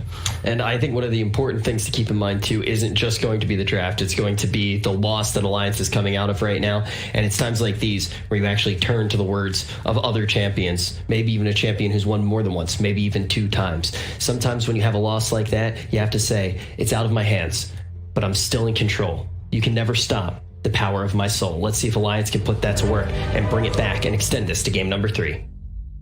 No blood for me. Wish I'd learned how to... Oh, hello there, friends. Welcome back. It's Alliance versus Nigma Game 2. You just witnessed an epic comeback, and we're going to start things a little slow here going into Game 2, because that excitement was just a little bit much. A little bit too much. I have some severe issues with crippling anxiety, and definitely that's something that's not helping out, and so just requested to have a chill stream, and I hope you guys don't mind. Yeah, we're all going to take just a little bit of a breather. Yeah. Relax. Breathing exercises. Straighten up your posture. Breathe in deep through the nose. Out through the mouth. And And then we're going to start game 2 of Alliance versus Nigma. Let's go, baby. All right, let's go. What do you think about this draft? I don't know, but I hope we're cutting to game 2. Please. I hope we're cutting to game 2 because it's a little awkward on us. Quite awkward. You know what else is awkward? I was like, this is going a little long. How do you recover? I don't know. How does Alliance recover from that insanity? I feel personally like I have not recovered. I watched it with you. That's all that we did. We just watched it. We just said words over it. And I haven't recovered. But I didn't have to move my fingers at all. Absolutely not. I mean, you can see Hanskin. He's touching his nose a lot. So he's stressed out right now. Very stressed. S4, he looks pretty chill. He was smiling a couple of seconds ago, taking but after that game, sip out of his baby bottle. Really shell shocked. He was like, he did. What's but you know, happened? He's got his milk. He was drinking out of that bottle. FNG, looking alpha as ever. The fluff panel said it though, Jenkins. The draft panel said it as well. If you are Alliance, if you are able to, as you said, just kind of have amnesia and forget that whole thing kind of happened, you should walk away with Game 1's information that you won that game. This is true, but then you're playing a 3-game series. You're playing a best of 5. You got to win. Then again, I suppose that's not forgetting, but if you have to win a best of 2 and win both games in the best of 2, that's not really a best of 2, you know? It's I get the idea, but I feel like that was a very specific strat that they had prepared for the Arc Warden and that they baited it. And I hope they have some things left in the tank. I really do. Because that looked great. But how much time have they had to really prepare for this? We've seen them playing almost every day. Yeah, right? That's a good point. They've been going at it. How many? Did we led up to this, the group stage? They got to play like once every 3 days or something. They had breaks where there were no Mortal games going on. You know, like you were able to really significantly plan for your opponent. Yes. But once playoffs started, you're playing back-to-back just like at a LAN tournament. You do not have that much time to be able to research and figure out what your strategy is going to be. And strategy A went great, fantastic, and now it's all been thrown away. So now you have to go to plan B and plan C. Yes. And the question is, do they have a plan C? We talked to Hanskin yesterday, and he was saying that Dota at a top level is instinct. Yeah. Exactly Hanskin's thoughts as well. You just get in there and play some Dota. You just play some Dota. And so I think if you go to a game 3 and you feel good about your instincts, and it looks like they really were in that game, especially Nico Baby. He was looking quite sick, and this is one of his best heroes, Anti-Mage, if not his best. So I think we could see a solid game 3 here if it does go to a game 3. If they don't look completely broken in this one, I think Alliance has a really solid shot. Sure. And you could see Nico Baby, as you said, does look a little sick there, as you see on his webcam. A little bit green. Yeah, I think he needs to get that checked out with the NPR opener works so well for this. I just didn't know we were in a pause. Yeah, that was a good opener. Now I kind of wish we had kept that bit going. Yeah. I mean, I'm down just hanging out as friends. I'm down to just be chill. You know what I'm doing? I'm going to be 100% honest with you. I have no idea how much money these guys make or how rich they are, and I'm looking into their background. It's like, okay, how much are these like tier 1 pros? Like, is that a big TV in Miracle's background? I'm just being totally honest with you. This is how I think. And like in the background, like it looks like a window to me. Look at Hanskin's place. Definitely a window. Look at Hanskin's place though. Thermostat below it. Do you see this this little nice little bar setup that he's got going there? Like, is that his parents' house? Is that his house? Are they at the Alliance boot camp? They're not. No, they're not. And then there's like, you look in the background of some of them, and these guys are just complete degenerates. And it's like, you know, they're millionaires, but still, you can't take the degenerate out of the gamer. Yeah, is the problem. It's like a gamer's a gamer. Yeah, you became you won hundreds of thousands, possibly millions of dollars being a degenerate gamer. That's not going to go anywhere. This is true. Away anytime soon. Hell, I mean, it's the same for us talent, right? They just force us to go outside and put on nice suits and stuff. True. Oh, I was talking about the degenerate part, not the. Yeah, I mean, we've made hundreds of dollars doing our time in Dota. That's once again, I mean, I don't want to be that guy, but I just at the start, I didn't know people were even getting paid to play, to talk about it. It's just games, you know. I feel like Mind Control is in the Batcave. That's what he looks like to me. Is that he's? I mean, it looks like he's in an unfurnished basement because he doesn't have his ceiling. Is not maybe like a bunker, like a nuclear bunker. That would actually fit to Mind Control. That he just wants to make sure he can play Dota at all costs. You know, that would like no matter what happens in the outside world. You know. And it's funny you say that because he has the most pubs played. Yes. Of any pro level pub player in the last couple of weeks. Mind Control is the biggest Dota fiend out there. He is a fiend. I love it. Blitz always told me that story about when Arteezy said he was really going to start grinding. He was going to really work hard and prepare at some point in time. And he said, I'm going to play more pubs in Mind Control. Not possible. Blitz just lost it. Not possible. That's not possible, dude. That man, you can't do that. He does not stop playing. He literally lives, breathes Dota. He does. It works for him. It works. Everybody's got a different formula. His is just smash his face into the keyboard for 12 hours a day. Playing East West pubs. The best part of this is, with the chat wheel lines, you get allied voice lines and all chat voice lines. True. And they don't interfere with each other, so you can spam them both. And us as broadcasters get to enjoy all of them. Yeah. Isn't it wonderful? You know what's wonderful? Is seeing that Alliance is spamming them. Just because it shows that they're playing it chill. They're still playing Dota, having a good time. Yeah, trying to raise their spirits. Yeah. Bring morale up. 100%. Oh, I do want to address one thing that we said about 1 billion times in the broadcast, so it feels really bad at saying now, but apparently you cannot miss in the egg in any circumstance. Yes. The magnetic field does not protect the egg because it operates like a ward and not a structure. Yeah, sure. I think there's a patch where they made it so you can't miss high ground awards. It might have actually changed in that. Yeah, that's actually a good point. Dota's a weird game like that. You have this like 300 megabyte, let's say, patch changing the letter to something, and it's like, oh, all of a sudden Terrorblade has an extra 2 seconds on meta for some reason, but it's not in the logs. Okay, so how to deal with Bloodseeker, because this has actually been a rather troublesome hero when it's been run as core, at least. And Animage is hard countered by this hero, correct? It's not so bad anymore with the spell shield that you can actually press to reflect the Bloodseeker ult. It used to be a lot worse. It's not that bad now. But fundamentally, it's still there, right? Like, yeah, you can pump fake the rupture. You can catch him from outside of vision. Yeah, I'd say it's like a soft counter now, as opposed to like a hard counter. But it's still a counter. Like anti-mage, I think you need to counter this hero in a game, especially with a Medusa on the enemy team. Yeah, like this hero needs to be shut down in some way. They have Beastmaster and Bloodseeker. These are both excellent. And I'm not convinced that the lane that they're running, which is the Warlock Animage lane, is going to be able to pressure Bloodseeker away from the creep wave. Because that's the only time I've seen Bloodseeker lose his laning phase, is when there was an aggressive duo that was so harassive that he could not approach the creep wave. That he was so scared, he was low health all the time, and he was so scared of dying, he couldn't ever get close to the creeps. Yeah, you'd think they'd prefer to do this in the safe lane, right? Like, it looks like what they're trying to do is just push the wave out and then not play the lane, essentially, but with the Fatal Bombs, but it's really hard to do that into a Bloodseeker. We can see it's not really working out too well for them down there. But you don't want to lane into a Beastmaster either as an anti-mage, so yeah, I suppose it's like pick your poison.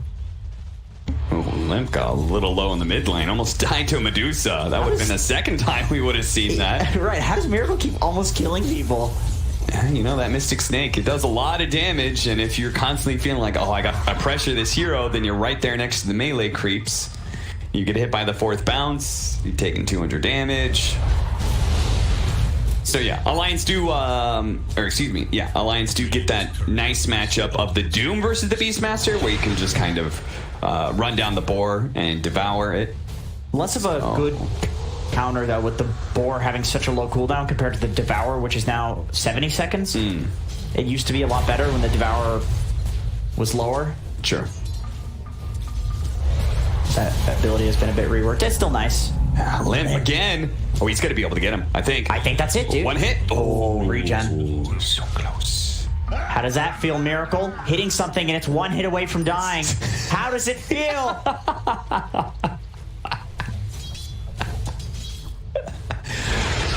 All I know is that Weeha's going to be feeling really good.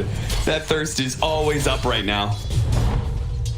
He's just straight rushing the Veil, too. Doesn't even need his boots. Yeah. Like, he's just going to use the Veil as a laning mechanism to keep dominating down here. Man, I can't believe Limp had to run all the way back to Fountain. That's kind of insane. Stun into the blood, right? Good amount of damage here. And he is out of regen. Nico Baby's going to need some heals from FNG, that's for sure. But FNG, he's just got the clarity. That's it. He can maybe get that canceled by Venge if he's not careful. And this is kind of what I would have expected, I guess. Oh, God, Limp. One more hit. Oh, no, the Decrepify. Again. Again and again and again and again and again and again and again. This time. Got it this time. I don't. And a regen. Regen rune. Oh. Dog. Not good. That's why I think that's why Limp was so aggressively trying to take down Miracle there, because he's like, I'm screwed either way. If I don't kill him here, he's going to get the regen rune, and then he's going to continue to dominate this lane. How does Miracle keep beating people mid with goddamn Medusa? I don't know, but Nico Baby's about to get a kill onto Weeha and didn't expect that. So, unexpected things everywhere. So, you know, we have this Medusa that's popping off mid lane, but on the enemy side, we have Anti-Mage. This is a hard counter. The hero cannot function if Anti-Mage has a game. You just pop her with the Mana Void. Burn all of her mana. Does so much effective damage. Oh, they just get 4 bounty runes? I think they are. S4. Oh, sorry. That's Nigma getting the other side of things. So it's going to be 2 for 2. We Gucci. And it requires S4 to actually leave lane, which probably doesn't feel too good. There's Weeha, 420 movement speed. Thank you very much, GH. No boots either. He's just that fast. Oh no, this please, please tell me he doesn't solo kill. Oh my god, Nico Baby! That would have been so sick if he pulled that off. The funny thing was FNG turned around for the heal. If he had kept going, who knows? Maybe he gets adequate enough body blocks. S4 is going to be slowed down even more. The boar continues to poison him up. Hanskin deals with the boar really quickly. That was the first thing he addressed. Wasn't going for the heroes there. Knows that the boar is the most important unit in this lane. Big stack here too. Ooh, really big stack. Not too many heroes that can take it in this game. It's really just Nigma heroes. Deuce of Phoenix. Yeah, like I wonder if Weeha is going to rotate up there at some point and like Bloodright down that. Sure, yeah. It's like together. Big enough, right, that you'd be willing to move a core over. Yeah, you could secure that. It becomes an objective at that point when it gets that big. Oh no, he's round 2 again. Tier 2 tower. He's going to pop his healing salve. FNG's going to turn around and kill that healing salve. So hopefully Weeha will die the last couple tower hits. He's dead. He's dead. He's Sudoku's. So I don't know if there was experience range for anybody. Okay, he's got level 6. So Limp is okay here. Oh, geez, Miracle. I think he's going to try and get the Mystic Snake kill, but this is kind of insane. He's going to get some mana back. That might just be enough to save him. The mana shield. Ooh. Just enough. I can't believe he just manned up there. That was wacko. I have never seen anybody play this Medusa so manly. Like, this hero is not supposed to be doming people in the early game like this, but he's just owned it. Manning up on a Pugna. Are you serious? Miracle's a beast. What can you say? Yeah, I don't know what to say. I almost feel like it's not the hero. It's just him. Do you believe he still holds the title of best player in the world? I mean, it's hard to say that, right? We know OG won 2 TIs in a row, right? Like, can you still be in contention for best player in the world, but not be the current champions? I think if we're talking mechanics, then sure, yeah. I think Miracle is he's a robot. He's hyper focused, but best player in the world. My opinion on that has kind of changed. You know, I feel like Seb is up there. No tail. Like, oh yeah, shackle shot. That's going to be able to land, allowing Limp to get a lot more damage onto Miracle. Nothing major, nothing irreparable. At TI, it was a 3-2 as well. We have to remember. Like, it wasn't. You know, Nigma was almost another team that we're going to win it twice. Lip trying to run him down. Sunray. I think most people's argument would be Anna, right? At that point, for true. And the guy just seems to be so insane. He's showing up and winning TI like that. He's a mystery, that guy. Truly an enigma. Yeah. Ooh, big ol' easy camp stack. That's not theirs, but they're yoinking it anyway. Take that mango tree and run. Very nice on Medusa. Carry 3 of those around. Sure. Unironically, a lot of effective HP.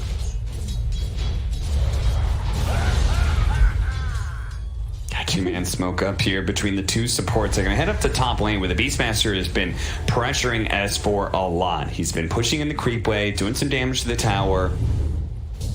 Yeah, they must have the Doom, right? There's no way they do this when he's not 6. Yeah, they're gonna try to run him down. So if they get the shackle shot, it'll be a free Doom. Yeah. So that will... Man, they brought Nico Baby to this. That's very interesting. So I wonder if S4 is going to TP out. Yeah, I think he's trying to get the board tonight. You see this? He's going to go for it. Oh, he mana voids to ensure. That is respect to mind control right there. He's like, I don't want to let this guy make some swagger move on me right now. 100%. I mean, they committed so much for that. And yeah, like you mentioned with the anti-mage rotation, it's more so about the fact that he wants to play up here anyway. So if you can get a kill while making that rotation, it's just 2 birds, 1 stone. You got to be efficient like that if you want to be a top tier Dota player. So S4 will run across the map. 10-minute bounty runes are coming up here. GH continuing to stack and stack and stack and stack. Did we ever clear through that hard camp? I mean, it looks like it has been cleared through, so I wonder who did it. It looks like Nico's farming it right now, so I don't know if it's... He's just farming a small... Yeah, I think the stack definitely... Because there's no way Nico Baby could do it. Probably kited by the beast. It looks like mind control's really high level up here, so I would imagine he probably took it with somebody else, maybe Revenge. So if they manage to get their hands on that stack, and then Miracle's gonna come through and clean up this hard stack as well. Dirty. They are building a really big net worth lead for this early on to the game, and Animage may be a counter to Medusa. I feel like this counter hasn't been... It's not as potent now as it used to be. It's different. Yeah, I mean, it's hard to take these classic counters and Limp on the bot lane. Turn around, trying to get the sounds on a Limp, preventing him from life draining, so Weehaw will be fine. Just the blood right is enough to scare him off there. And I suppose he's level 7 on Limp. He is getting dumpstered somehow. 2,800 gold, man. That's the mid laner. He's against a Medusa. Miracle's doubling his net worth. That's insane. Literally doubling his net worth? Actually, literally doubling his net worth, yes. As a Medusa versus Pugna at 11 minutes. Pugna's supposed to have the tower by this point. Oh dear. S4 is going to come in, see if they can kill Mind Control again. He does manage to get the tower here, drawing a lot of tension. They're even going to drop the Golem to prevent Mind Control from juking into trees too much, as he did have the Hawk over there. Weehaw. Okay, they do manage to get that kill. So Alliance, a kill on both sides of the map. Even if they lose their tower, I'm sure they are feeling pretty good about that. Please team, don't feed. I'm farming, says Miracle. PLS, relax. Get your pipe. Just chill, just chill. Gonna use the Stone Gaze here and see if he can actually run down Limp, and if he gets in front of him, or maybe just right-clicks him to death, he's gonna Decrepify and keep on going, but the Decrepify, it's only gonna last so long, and he's got another Mystic Snake. You have any vision? The Mystic Snake would kill him. No. Way into the trees, he's out. The Medusa solo gank towards that very dangerous dead lane didn't work. I can't believe I'm trying to say these things. He's just running down a Pugna at 12 minutes as a Medusa. The guy he was supposed to, like, he was laning against, right? Yeah. Limp is a support. And Mind Control's running down towers, meanwhile. Yes, he is. He just got another one. The mid lane tower is dead. Necro 2 already. And now he's going to go hunting, and he's probably going to get a kill here. He's going to run into FNG with GH behind him with the double damage, so FNG's very, very dead. And Nico Baby's pressured enough. Can he block this? Can he block this? Spell shield, it's baited out, goes for the rupture with the blood right. He gets him, but he blinks into the trees and TP's out. Smart move by Nico Baby. That used to be much worse, that counter. It's like, it makes it weird for the Bloodseeker to try to go on him now. Gives you that opportunity to get away. Yeah. Shackle shot. S4 does have Doom, but they completely understand how far Miracle is right now. So they're like, okay, this guy's too big to bring down. We'll just kind of force the rotations. That's good enough. And we saw last game, too, how Nigma will rotate if Miracle is getting gone on, where he was dying on the Arc Warden, a much less tanky hero. He was having a much worse game. And still they were responding. Still they were getting return kills. Managed to get the roll out. Sunray over the top. Nico Baby's definitely going to get the chance to blink away, but he's still going to go for the Supernova. Nico Baby, though, he's just going to turn around with Hanskin and quickly kill that egg. Okay. It's not all right. You don't need to hold your breath for that one. Yeah, that is just not enough magic damage. Not enough damage to kill the Anti-Mage. See, what does he have? I think he has, like, probably one Treads. Oh, he just rushed Battle Fury. He actually survived that with just Battle Fury Rush. Yeah, and he's got 3 levels of Spell Shield, so... I'm kind of shocked he survived that. Just the Spell Shield was needed, I suppose. Haste.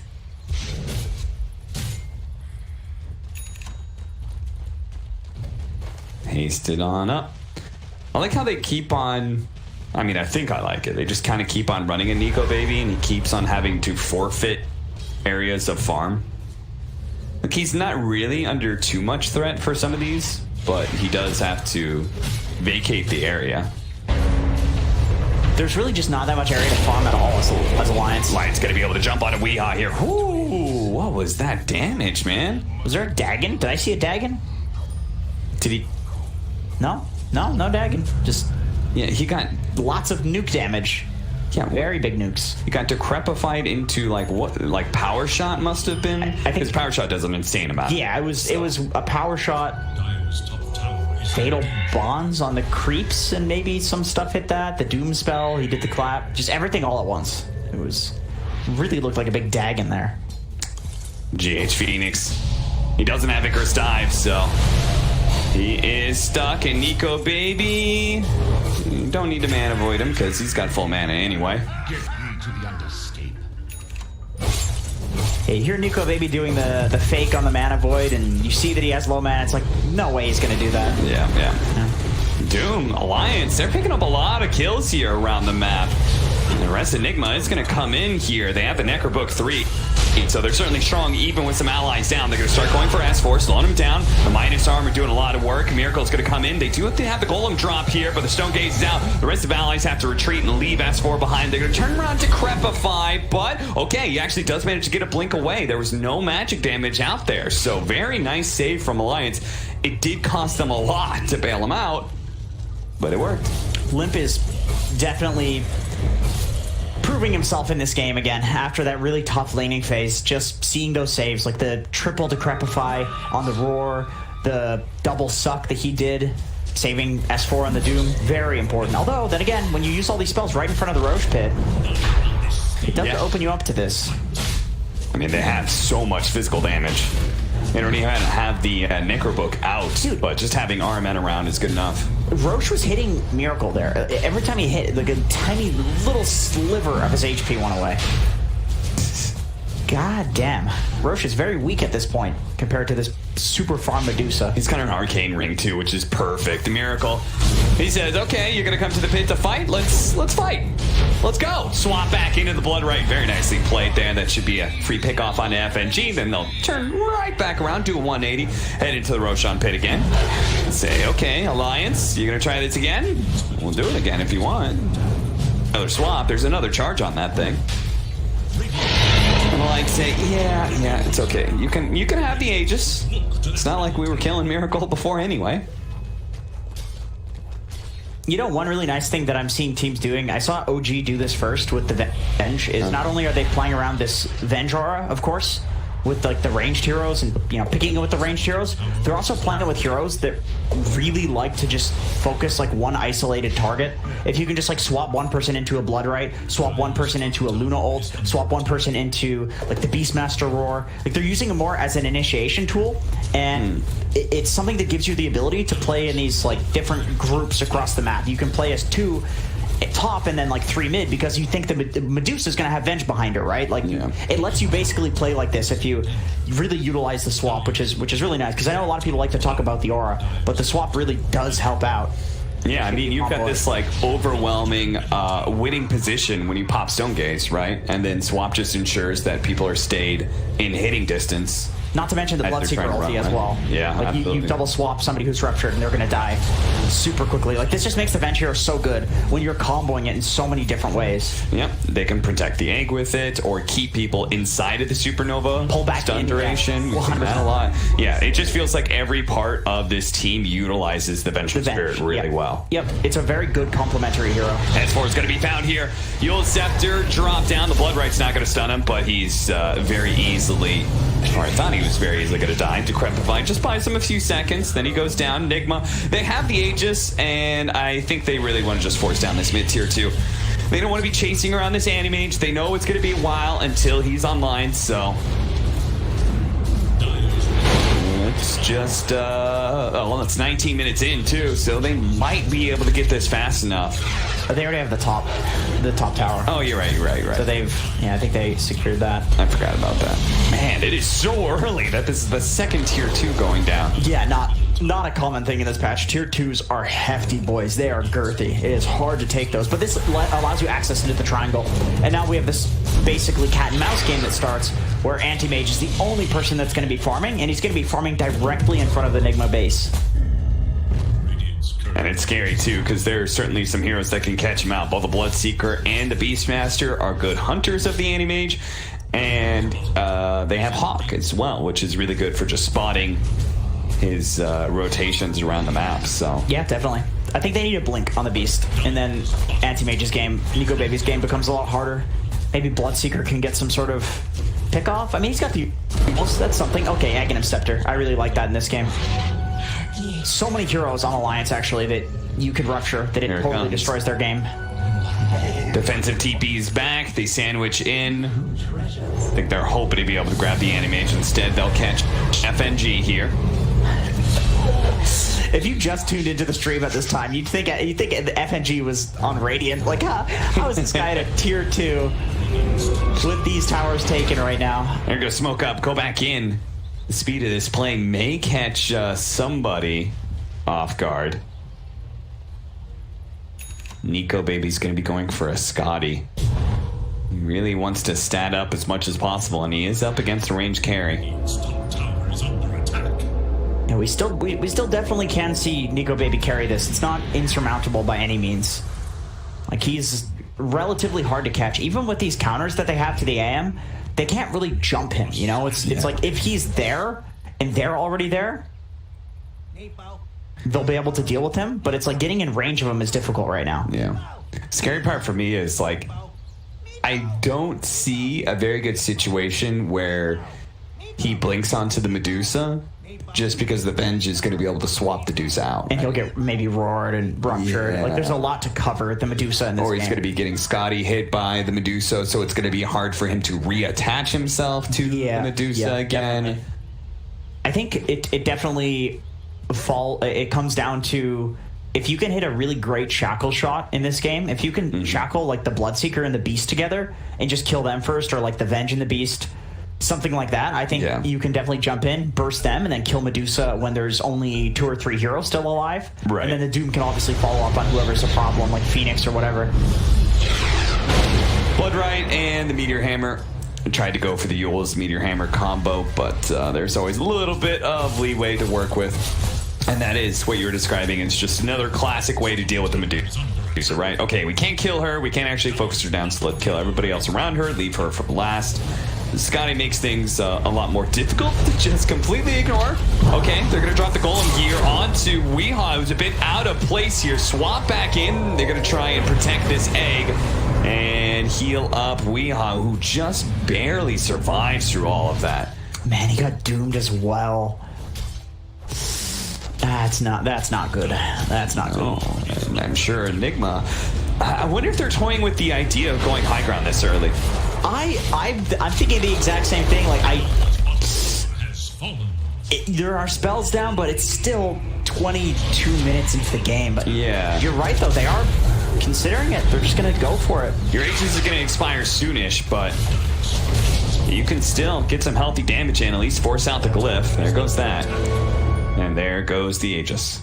Miracle, is he gonna pop back in without that extra life? I think they're hoping that this forces back. Yeah. I don't think they really care about taking this Rax. I think it's just, okay, Anti-Mage, you have to get back to your base to defend this, so that way we can just take over the whole map. I don't know, Nico Baby's saying, like, if you guys can't hold it, I can't help you. He's going to cut the bottom wave now to try and slow things down.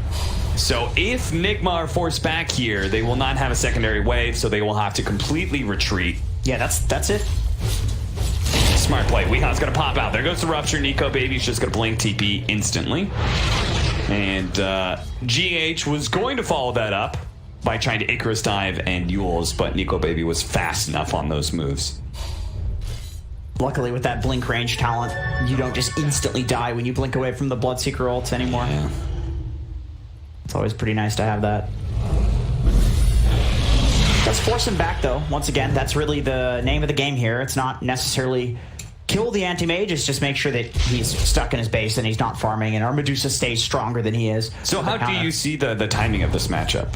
Like, they're up by 5,000 net worth, but it does feel like they're on a timer, because all anti-mage games feel like you're on a timer of sorts. So, in the past, it was the Abyssal, like Basher timing. Now that he's going for the Scotty, I feel like it's probably still the same, like third item, you know? You can probably take a fight when you have ultimates and Scotty.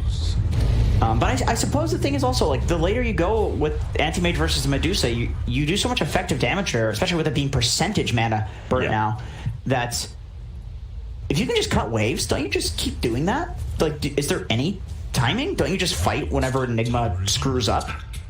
So you're saying it's entirely about opportunity, rather than item buildup? I think so. I think with how the new anti-mage works, and with the fact that he's having such success cutting these waves, I think yes. I think you just wait. You just wait until they make a mistake. You wait until somebody comes back to deal with Nico Baby, and then you kill the stragglers back at the base. The longer it takes for you to be able to finally catch that anti-mage, the more net worth he's chipping away from you by being able to take some of these objectives. Meanwhile, Nigma have to play a lot more 5-man heavy. At the same time, it only takes one catch. Nico Baby is not going to be caught here, as none of the stunners, or at least the scary ones, are there to catch him.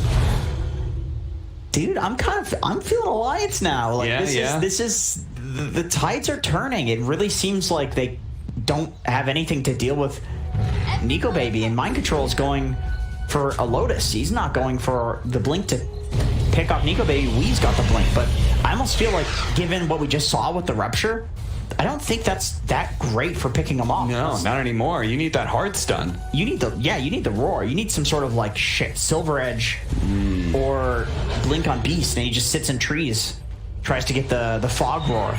Yeah, and because they've got a hero that has its own built-in farming mechanism in the Doom, he is actually still growing in items despite most of Alliance kind of being stuck inside the base. Yeah, surprisingly, S4. Man, he's huge, actually. Yeah, he's got a BKB now. All right, this is... Alliance is kind of just farming and split pushing their way to victory in this one. I know it's still a 4K gold lead, and obviously they can still lose, but it seems like the momentum of Nigma has been stopped to some degree. For me, it comes down to this next item timing for Miracle, and then the Aegis cheese that's available, right? Like that is going to be a really, really big peak for Nigma, I think, before Alliance hits their really big window. Yeah, that's true. We'll see. I guess Roshan, it's up now, and they're going to spot it pretty quickly here. Yeah, they got the beast. The Hawk. So they're going to start funneling in an Alliance. You're not just going to sit back and let this happen. Knowing that, though, Nigma might try and take the fight outside the base here. Go for the swap in on anybody. RMN loses the vision. Couldn't get the swap animation off fast enough. And Nico's definitely got the Scotty now, so he's looking to come in. Popping that illusion. Golem out onto Medusa. Swap back by RMN. S4, though, sticks onto him as much as possible. He does still have the Scotty hits, and they have to back away from the Supernova, which is really nicely placed by GH. There's the swap into the Supernova stun that we were talking about before, while Nico Baby cannot play this fight. He is ruptured up right now, so the rest of his team is just being laid total havoc right now by Nigma. They're just taking whatever heroes they can, and Nico Baby can do nothing but watch from the trees. Dude, I think it's exactly what you said. The Nigma was just about to take Roche, so Alliance knows that they can fight, even though they kind of prefer to just split push. And so they're forced to take this fight. It goes horribly because it's really just Nico that seems strong right now. I mean, the fight was just well played by Nigma as well, like that swap into the stun. Yeah. Especially onto a BKB Doom. Like, you'd think this guy is just invulnerable from damage, but not to that Phoenix Egg. And now it's a free Roche. Okay. Back to plan A, I guess, for Alliance. Plan A is in anti-mage. All anti-mage wants to do is hit some creeps and split push. I get it, though. Totally what you said. Like, they had to take that fight. I think this next Roche makes the game a lot harder because you have this Aegis cheese push coming high ground. You can't just split push because Nigma can play incredibly aggressive on that high ground. They can just dive in, they can stand a Medusa right in your face. Yeah, Medusa's one of those great tower hitters because you're usually not scared about her being on the front lines. And she's also very effective with Aegis and cheese, especially cheese. Yep. So I do wonder who's holding on to the cheese because I kind of just want to have that opportunity to pass it over to the Medusa if it's really warranted. Nico Baby is just, once again, going to blink. Oh, he actually managed to get the rupture on him, and his uncontrollable illusion is burned Weehaw out of mana. So Nico Baby's going to go back in. Weehaw being out of mana and taking that much damage. He does have the cheese here. Is he going to pop it and turn around and try and go for the rupture again? Bloodright out. Yule Scepter down. Okay, that's not the combo. There you go. Yeah, that's good. Really great. Delay this Aegis push. GH getting picked off like that, then the rupture finally being reflected. Very nice. To be honest, I wasn't quite sure what to make of all that. Yeah, kind of. I think Nico's doing a really great job at pressuring. Like, I think you could blame Nigma for that, but it's like, well, why are you going back on GH? Like, why are you dying there? You can just push high ground. Well, you can't because he's knocking at your tier 3s, right? Like, when you're ahead and you have this Aegis cheese push, you don't want to just trade one for one in terms of racks. Like, you're going late game against an anti-mage with a Medusa. You're countered. You have to take the favorable trade. So just good, really good play from Nico. As usual on this anti-mage. Like, this guy's an anti-mage god. I think this is his best hero. His team, this time, they're going to smoke around him. Nigma has beginning to show that they feel they need to address this hero, so let's go ahead and try and plan out a trap. Now, that smoke does turn into a kill on a GH, nice and easy. They can go for the tier 2 here. Yeah, didn't have to use Doom for that either, because the Doom spells can just set up for that shackle shot. And what does Miracle do with this? Because I don't think you want to go high ground because the potential of getting stuck in a bad fight is very high against a Warlock. Yeah, it's a bit risky.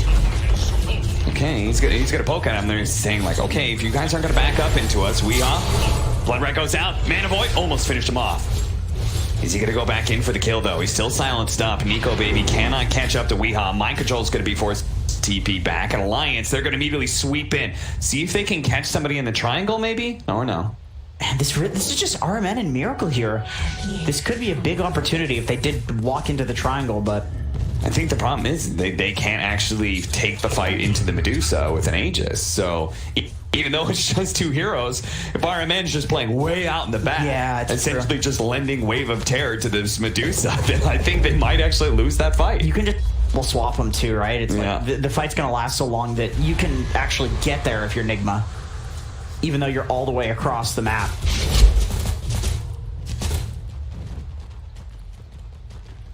Last thing Alliance wants at this point is to be stuck inside their base. That's why that was Wind Rangers making these kind of plays. That's why you see FNG like sitting inside of the trees really deep, just trying to do all the little tricks it takes to be able to keep the pressure out on the map and away from their base. But Miracle, knowing that it's going to force it, he's got a minute with that Aegis. So he wants to be able to do something with this. RMN really hoping he's going to be able to find a kill here. They're swapping to the Rupture into the Beastmaster Roar. So they do manage to kill that hero and take the melee barracks. They can't trade 1 for 1 though.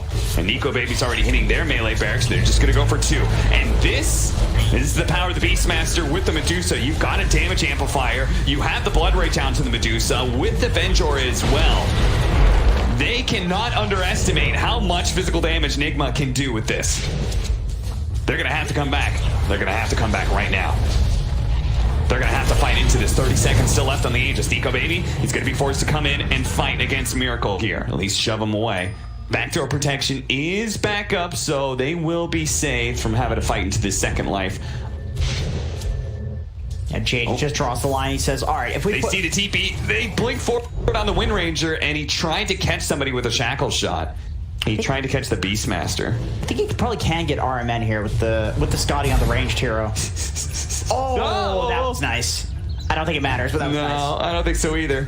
If he thought, okay, no, it is going to matter. They're going to pop a Doom immediately out of GH, but that's just a support pickup. And now Miracle's here with the Stone Gates. They actually did manage to get the Stone Form onto Nico Baby.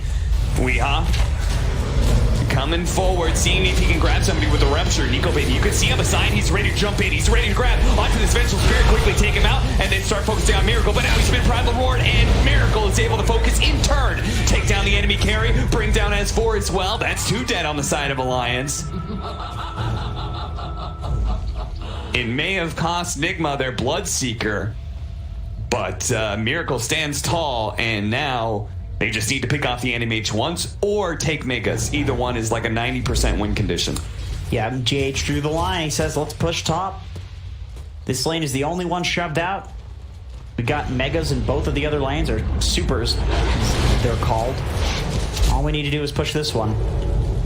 Yeah, scary part is you could see Nigma, they have a really good timing that's coming up with the 3rd Roshan. You get another Aegis and you buy Divine Rapier. Yep. And then that is the ultimate end game Medusa right there. The timing. And you know, the funny thing is, like, if you look at the power spike graphs of both Anti-Mage and Medusa throughout the entire game, basically Medusa has this early spike, and then Anti-Mage is way higher for the rest of the game until Divine Rapier. Yeah, then Medusa is just through the roof, and the question becomes, like, can you get the Rapier from her?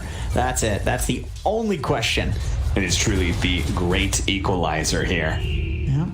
But most of this time, we have not been able to see Nico Baby stick onto Miracle hardly at all. They've been protecting him really well. The swaps from RMN, the Primal Roars come in, the Supernova, which forces you to retreat.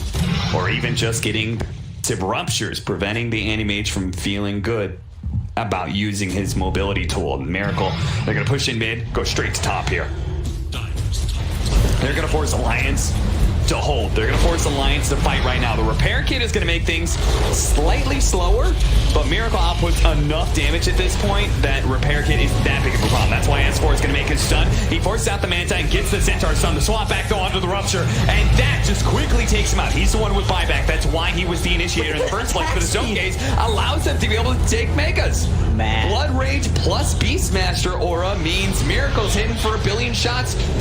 Snake machine gun right there. Nico Baby does manage to get away from the silence, but now he's interrupted again by Weeha. Meanwhile, the Doom placed onto the Medusa doesn't really change a whole lot. Miracle just keeps on pressing forward. They're going to be able to get the dieback here onto S4. It's looking like the goal. Slowing things down a little bit. He needs the health. He needs the blink. He needs something to be able to get out. Nico Baby does manage to bring down the Medusa. He finally sees the opportunity. They ran out of disables, and he was able to stick on top. Gets that kill on the carry. Now the shackle shot actually laid out. Meanwhile, Weeha, oh, he bounced back the Rupture onto himself. He thought he was going to be able to kill Weeha, but by rupturing himself, he kills his own escape. He tried to man mode up when he could have just gotten out. 86 seconds on Phoenix, 44 on... Maybe? We can maybe get something from this? We got a DD on Anti-Mage? Yeah, I mean... There's only the mid-tier 2 that's left. I don't... No. Can Miracle hold this by himself? I don't want... I don't want to talk about it. I don't want to talk about it. We're going to have to talk about it because that is a goddamn double damage Animage running down mid lane. No. Kyle's coming over like, what's happening? Wait a minute. It can't. Has this game switched again? No. Are we about to go to a game 3, It's Jenkins? just a Phoenix. It's just a Phoenix. You know, we don't need our Phoenix. I mean, 20 seconds still left on the Bloodseeker as well. Let's see what Alliance does with this. Tier 3's down. Nico Baby doesn't make the call. He's like, no, we're going to play this smooth. We're going to go for potentially Megas here, trying to even things out, which means that Nigma do get to hold on to their buyback from the Medusa. Oh, and they have a repair kit. That helps. Is that repair kit going to be enough?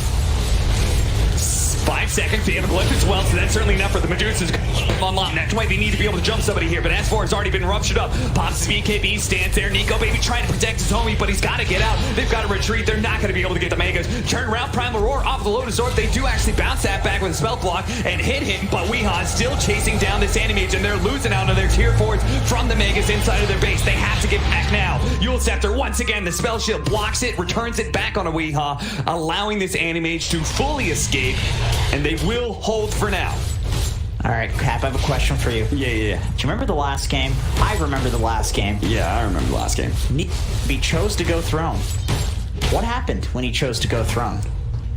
The most devastating loss in the history of devastating losses. I'm talking Super Bowls. I'm talking just dead, not Dota. Okay? Bowling championship. Exactly. This game, Cricket. they went for another tier 3 instead of Rax. They went for Megas. You think they lost their nerve? You think he lost their his confidence? I think they lost their confidence. Maybe they could have won. Maybe they could have won. Maybe they could have at least buyback, which gives you hope. It gives you a win condition. Yeah. We're seeing the psychological damage in this game. I'm damaged from the last game. I don't think the last game is what damaged you, to be honest, Jenkins. I appreciate that. Feel like that was already there when I met you. Oh, that's what you meant. Okay. I see. 9,000 net worth lead for Nigma as they are going to approach Alliance's high ground. Today, down mid, boys, are going to show Alliance what it means to control a game, to have a lead, and not throw it. This is or how maybe, you throne, guys. We'll show you how to throne. Or maybe, just maybe, Jenkins, they're going to be able to formulate a defense. Nico Baby, they're going to pop out with the golem. They're going to go straight to mind control. They know the second life is out onto the Medusa, so let's on many black backline and heroes as possible. And that's why the Medusa is turning back to try and protect that backline. They do manage to kill the Doom. No buyback there, but the Warlock does have the buyback. Meanwhile, the Shackle Shot is just stalling up this Medusa. Megas, they need to be able to deal with Nico Baby, who's playing the edges of the fight right now, trying to catch these heroes. The repair thrown, and Miracle's going to start working towards it.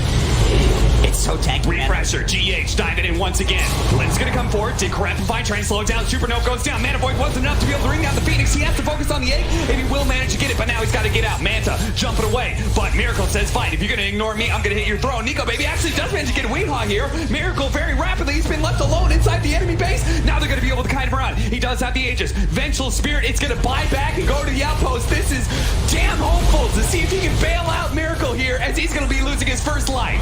Second life. Megas and a Miracle. Can he do it? Nico Baby going in. Nearly managed to get the bash. He's burning through his mana so quickly. Miracle's left exposed. He's turning around the damage, and he gets taken out by the Mana Void. Alliance will hold once again.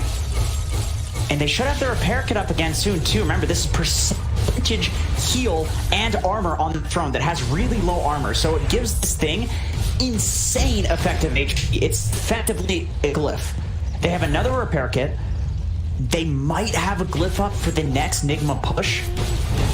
Remember, which I believe nobody will ever forget if they watched last game, that the Throne's HP regen is 12 now. This is true. So even just naturally, that Throne's going to go up to full pretty quickly. Yep. Straight down mid. I don't know what I'm going to do if this happens 2 games in a row. I seriously don't. I don't so get what do you, real quick, I don't know anything about Dota. Is Miracle going to buy back or give up Megas? Like, if it comes down to that decision, which I'm not sure it will. I think he might legitimately give up Megas. We're going to see Nico Baby swap back in. Immediately Primal Roar, but it hits the Beastmaster. Now he's been ruptured, though. Nico Baby's got to get out of here. He blinks over to the side. He may be TPing out. No, he's going to hold for now. He's going to try and help out S4. S4 being swapped back in once again. Nico Baby goes a little bit farther. The blood right out. He needs a vision to be able to get the Yules. Won't be able to catch him. Nico Baby is safe, though. That's what's important. okay, we have an opportunity for Alliance to win this game now. Miracle, we've seen how much damage he takes from that anti-mage mana void. He sits at 60% HP, and he dies in 1 mana void. He got the 800 mana talent, so he is a walking time bomb. It's even worse. He's a nuclear bomb. Gotta stay away from this man. He is radioactive. Nico, baby, blinking forward. He managed to get him up in. It's a blade and bring him down as quick as possible. The goal's gonna go there as well. He's out of mana. Kenny has to get off the mana void. He's silenced right now. He's stunned as well. No, he doesn't get it off. He doesn't get the opportunity. Immediately buys back though. Miracle, he's kind of stuck here. If Animage can get here fast enough, they may still have their opportunity to set off that bomb. He's down. They got to hold for Megas 3,000 though. mana, dude. They got to hold for Megas. Oh, the Mango Start tree. bobbling down on those All mangoes. right. Coming in hot. More couriers are going to be faring in mangoes. Get those couriers coming. Now you see that? Look at them. They're coming in hot. They're all flying in, man. They are all flying in with mangoes. Bring that boy his mangoes. He went for the Lushenko. He decreased his own mana and increased his own health. Genius. Is that actually going to be enough, though? He's about to pick up a Divine Rapier. So now we've just gone from a cluster nuclear bomb. He's now a mana void that's going to drop a Divine Rapier. It just comes down to one fight. He is an asteroid waiting to hit the planet at this point. Alliance, are they dinosaurs? Will they go extinct here? Will this be the cataclysm that Owen won't shut up about backstage? Ask him about it. Smoke in. Nigma. They're going to try and find a pick off on somebody here. It's going to be S4. Swap back into the Primal Roar, and he's ruptured. S4 is not going anywhere here. He's going to turn around, do what damage he can. Alliance Drain's going to come in, trying to help him out, but he's dead. He does have a buyback, though.